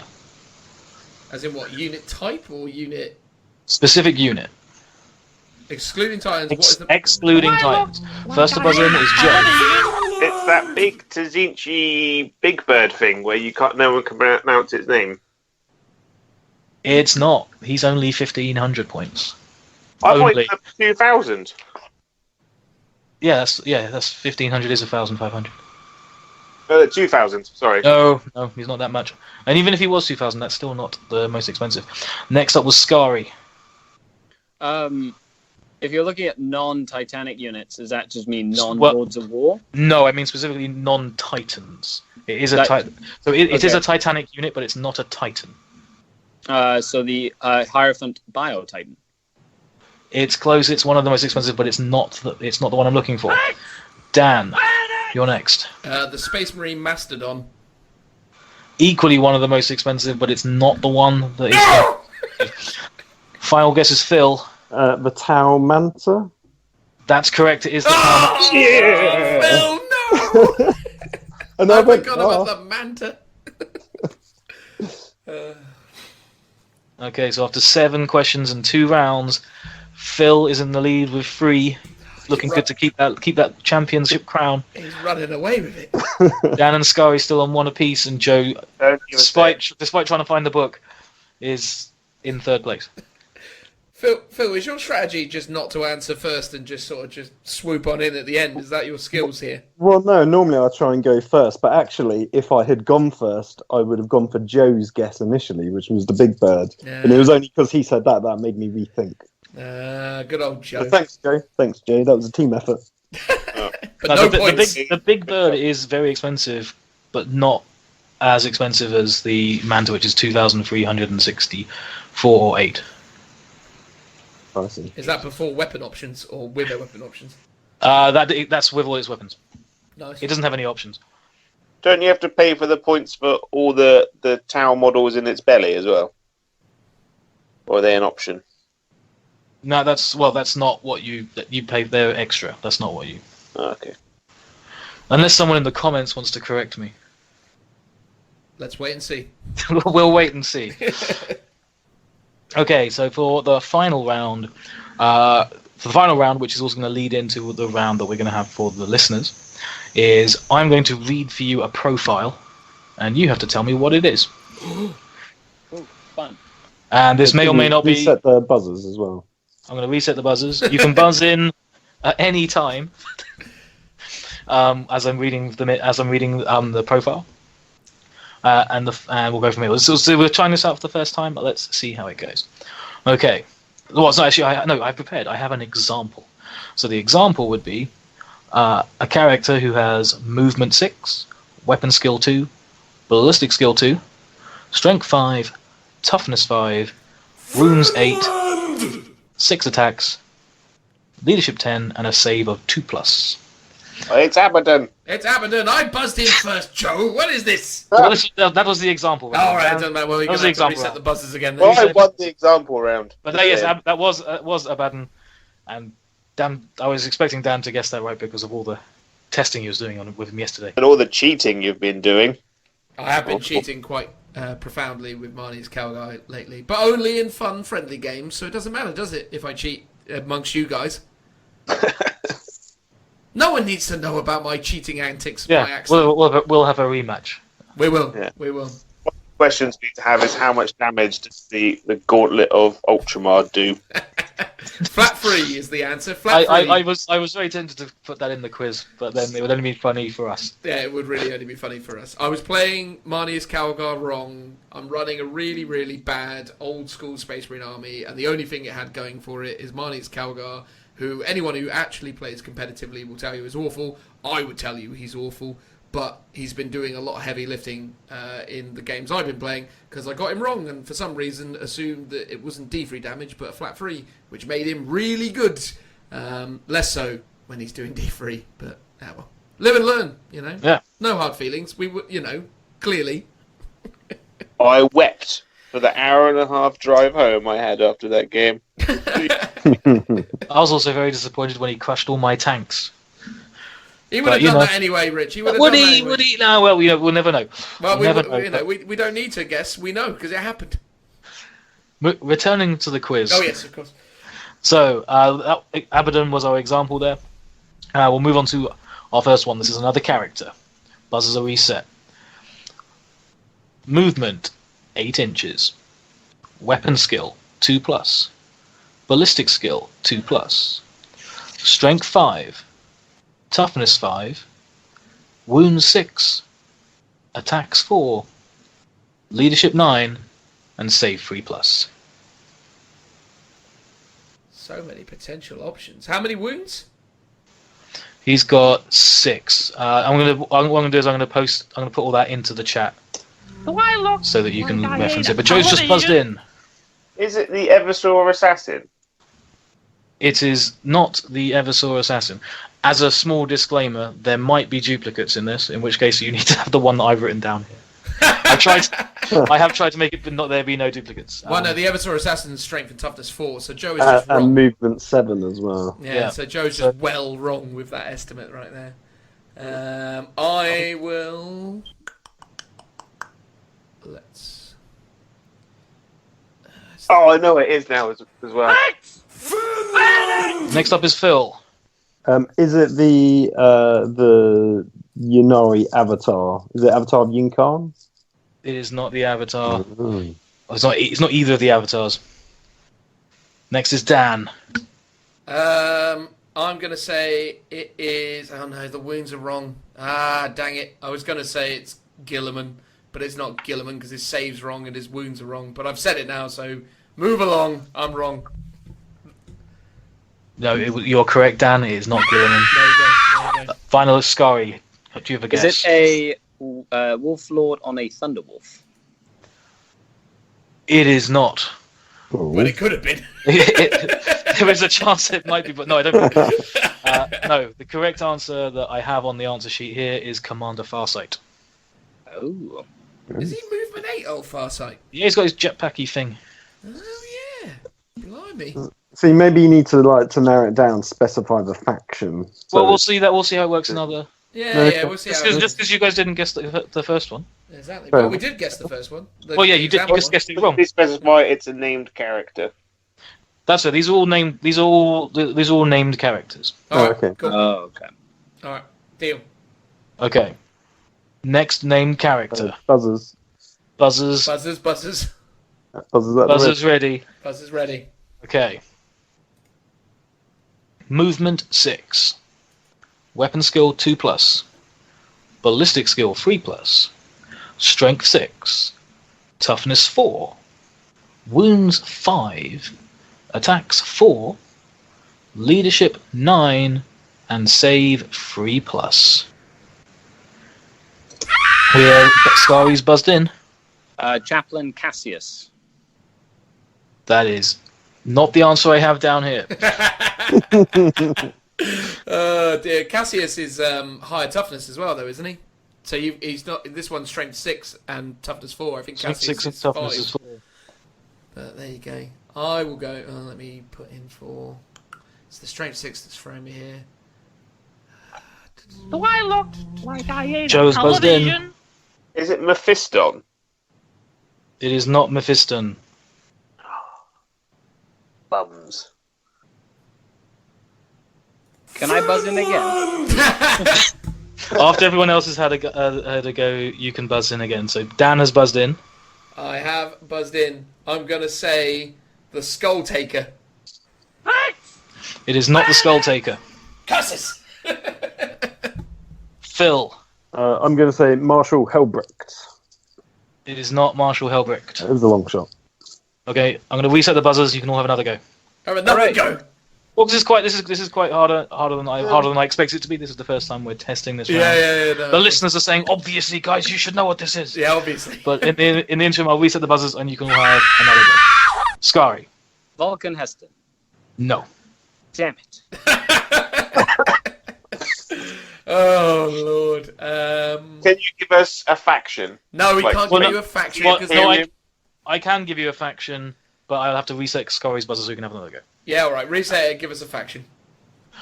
The faction is, and I'm not going to be daft and say Imperium because that wouldn't really narrow it down. The faction is Astra Militarum. Skari. Iron Hand Strachan. It is Iron Hand Strachan. Oh, there it was. Maybe Boom. what we need to do is the profile and then you need to expand as you go along by then doing keywords. So it's a buzz-in situation. That could work as developing. So I start reading out the faction keywords afterwards. Yeah, building it up. Yeah. Well, let's do it this way. Everyone gets a guess, and then I will tell you what the faction is after, and you get another guess. That works for now. For now. Yeah, well, we can work it out. See what the feedback is from the listeners. Exactly. Tell us. So we have one more character, named character, and this is their profile. Movement 5, weapon skill 2, plus ballistic. Oh, Dan's already buzzed in. Gaskell Fracker. It is not Gaskell Fracker.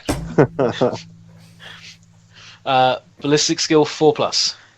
I should have waited to hit the ballistic skill. I've balls up. Yeah. Strength 5, toughness 4, wound 6, attacks 4, leadership 8, and save 3 plus. Skari. The pirate orc. What's his name? Captain Badrock. It is Captain Badrock. Oh, wow. I knew it was an orc the minute you said movement 5. I was like, has to be an orc. But no. It was an orc, and you should have waited. Yeah, had I heard ballistic skill 4 plus, I would have said exactly what he did, but I didn't allow myself to wait. Okay, I'm going to reset the buzzers. Okay, we've got 2 more questions left. All to play for everyone except Joe. Sorry, Joe. Okay, so we're moving on to weapons. And I'm going to read the profile. I will not read any of the abilities associated with it. I'll just review the profile of the weapon. Is this like a named weapon, or could it be a generic weapon? These are not special. Well, they all have a name. I mean, Everyone's got a mother. Every weapon has a name. They're not these relics. aren't like relics. Yes, good. These are not relics. Okay. So, weapon number 1. Range 18 inches. Weapon type Assault 2. Strength User AP 0, damage 1. Skari's buzzed in. The weapon the horrors have, flickering fire, or whatever it's called. It's not. I'll give it to you. Oh, he's giving it. Coruscating flames is the horror's weapon. The coruscating flames. It was specific enough. It was close enough. I don't think anyone's going to say coruscating, and yeah, you guessed it was the horrors, so I will give you that. It's one of the only weapons that has strength user and range. Because then you can buff it with like all the cool characters and stuff, and make it like strength 5 and plus extra to wound roll when you roll the wound and stuff. It's really fun. It's well good. Okay, for our final question, which effectively is just down to Skari and Phil. If Phil gets it right, we go to a tiebreaker. I'm not very good at this round, I'm afraid. So here we go. The weapon profile is range 24. Type heavy 40. Phil's buzzed in. Oh, heavy 40. Jeez. 24. I'm going to have to rush you here, Phil. You have buzzed in. Oh, I was expecting you to go for a las gun, and it was going to be a really obvious one, but no, you've gone for something super. It's range 24, type heavy 40. Take a guess in the next 5 seconds.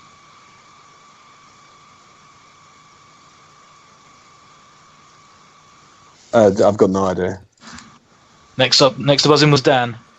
Is it a twin Gatling? It's not the Gatling cannon per se, but it's the twin Gatling cannons on a storm. What's the name of the flipping land? The Baneblade variant. The storm. Do I look like I ate a Talon, television? It's incorrect. Anyway. Oh, okay. It's incorrect. Joe. Is it like the Gatling Mega Blaster off a Warhound?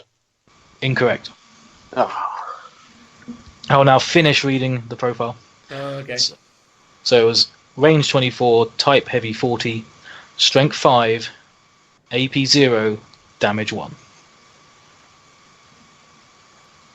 It's basically all on Skari to have a guess. Well, it's like I know the Punisher cannon is heavy 20, but is it like a twin Punisher cannon?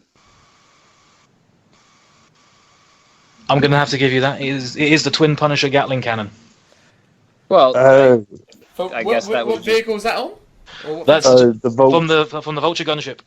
the Vulture, yeah. No, It's actually got its own profile. That's interesting. Yeah, I thought it's not 4 separate ones. It's 2 twin Punisher. Yeah, twin so it's not Punisher. a Punisher. So the Lehman Russ, for example, has the Punisher Gatling cannon, which is heavy 20. The Vulture has a specific twin Punisher, which is why it's heavy 40, which was intended to throw people off, and it did. No wonder Gene Stealer cult players are throwing them out all over the place at the moment. That's hideous.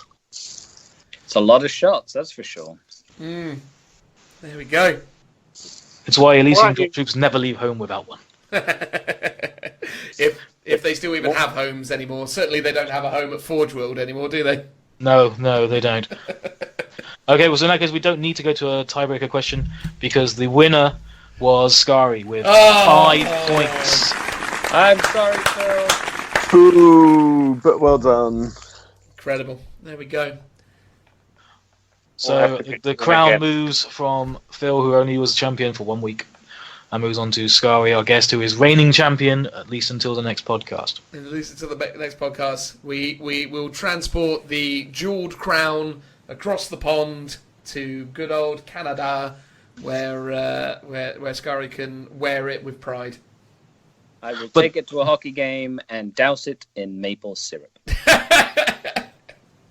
That would be a thing to behold. Fantastic. But wait, the quiz isn't over because the listeners can still play on. We have 2 questions. They could score more than Joe. There are 2 specific. They could score more than you, Dan. Yeah, fair point. Yeah, all right, fair enough. We have 2 questions for the listeners, both from the guessing the profile. The first one is a named character.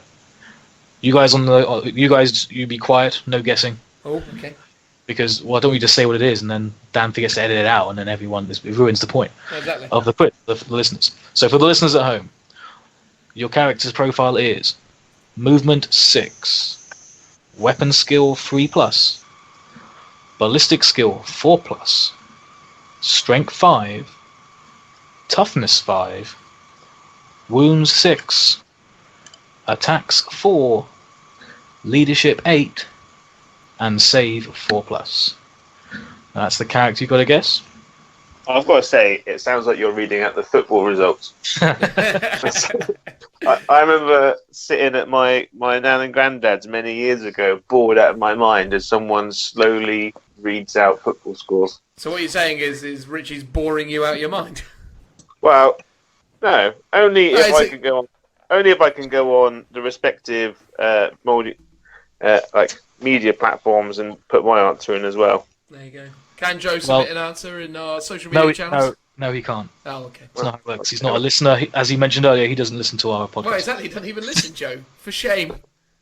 I'll read that profile again next up is the second question for the listeners. I'll put the profile on the screen. It'll be there. I'll edit it in so people can see it, and we'll put the profile. Well, we have 2 of those. Yeah, we have 2 of them. The next one is a weapon, and its profile is range melee, type melee, strength ×2, AP -4, damage 2d6. So I'll read both of those again in the style of a sports reader for Joe. So the character was movement 6, weapon skill 3+, ballistic skill 4+, strength 5, toughness 5, wounds 6, attacks 4, leadership 8, and save 4+.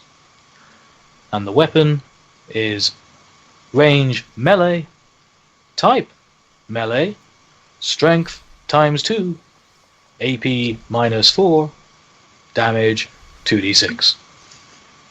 I like that you said all the ends of those as if they were questions. It was fantastic. Well, you can thank Joe for the idea. There you go. Well done, Joe. Another beautiful Great. contribution and well delivered by Rich there. Congratulations, Skari, for being our now new champion. Dethroning Why, Phil. thank you. You know, then again, I had a little bit of help from my friends. Well, indeed. You guys. You owe it all to listening to the Lookout Sir 40k podcast, right? That's the source of all your knowledge. The source of all my knowledge is the well-produced and timed transitional noises. Absolutely. And on that note, I reckon we should probably do one of those to wrap this glorious podcast up and move on to the closing segment where I say thank you and goodbye and so on. So if everyone would join me together in I can't even say things. We're all going to do it together. Here we go. Woo! Thanks very much for checking out episode 19 of the Lookout Sir 40k podcast. Massive thank you to Skari for joining us all the way from Canada. How did you enjoy your experience, my friend? Did you enjoy being part of the Lookout Sir 40k podcast? I did, and it was a great experience. I encourage most of the common folk to reach out to you on your personal Facebook page and try and get onto the podcast. We would also like to encourage that as well. If you would like to join us on the podcast, try asking. You never know. I mean, obviously, it doesn't hurt if you've got a more significant social media presence than we do. I mean, you know, I don't want to be too frank about it, but it definitely didn't hurt us man Skari here's chances. But yeah, no, I actually really enjoy having someone extra in the mix talking about stuff. So yeah, by all means, if you're interested, chuck us a comment, see if you've got something to contribute, and you know, we will judge you worthy or not, I suppose. Does that sound a bit harsh, Phil, to say that we'll judge them worthy? Well, I think everyone needs to be judged in some form or another. Yeah, exactly. Helps if you're considerably a lot more knowledgeable than us. Well, that is true. Although Well, maybe actually, we want people to be worse, so we have a chance of winning the quiz. that's it. It can't be That's it. better, obviously. Is this going to be the recurring theme that we just get guests on that completely outsmart us when it comes to the quiz section going forward? Quite likely. There you go. We just need to get Richie to send us the answers beforehand. It's never going to happen. I will never ever forsake my sacred duty of quizmaster by sending you answers. No, I won't. It's too important. There you go. As a note to anyone alive that considers painting one, don't paint a venom crawler. They're horrible models to paint. Brilliant. There we go. A great closing contribution from Joe there. Phil, any closing thoughts from you? Well, we've obviously got to get Skari back so I can win back my quiz trophy. There you go. Skari, Either that or I'll have to forfeit by, sending somebody over to break my legs. Oh, that could well happen. That seems like a little bit extreme, but, you know. It will be covered in maple syrup anyway, as you said, the prize now, so it's not even... It's practically worthless now. It'll be all slippery. Be delicious. Could be delicious. Make it out of pancakes, wouldn't that be something? Yes. Oh, pancakes or hotcakes, whatever it is you like to call them nowadays. There you go. You kids. You crazy kids. Rich, how's things going on your side? You happy? All good? No closing thoughts from you? I'm enjoying magnetizing my Imperial Knight. I'm looking forward to working on that. Amazing. Looking forward to seeing it, mate. It'll be good. Yeah. So yeah, with all that being said, guys, thank you very much for checking us out. As always, really, really appreciate the support from all you guys out there in the community that seemingly are enjoying what we're doing. It's really great. I mean, we've seen some awesome comments and statements from people over the last few weeks, which has been incredible to see. If you want to help me, Phil, Joe, Richard, Skari, feel better about our life choices and warm and fuzzy inside, feel free to send your love our way by checking out our Facebook page, which is Facebook/LookoutSir. It's not 40k, is it, Phil? It's just Lookout Sir. Yeah, correct. Boom. There we go. We're on it. And then otherwise, feel free to leave some comments in whatever place you're listening to this. YouTube is probably the one with the comments. If failing that, come check out our Facebook. We also have Instagram and stuff, and all that will be in the description below. So without us trying to plug stuff for much longer, let me just conclude by saying thank you very much and good night. Cheers, guys. Bye-bye. Bye-bye. Bye-bye. Bye.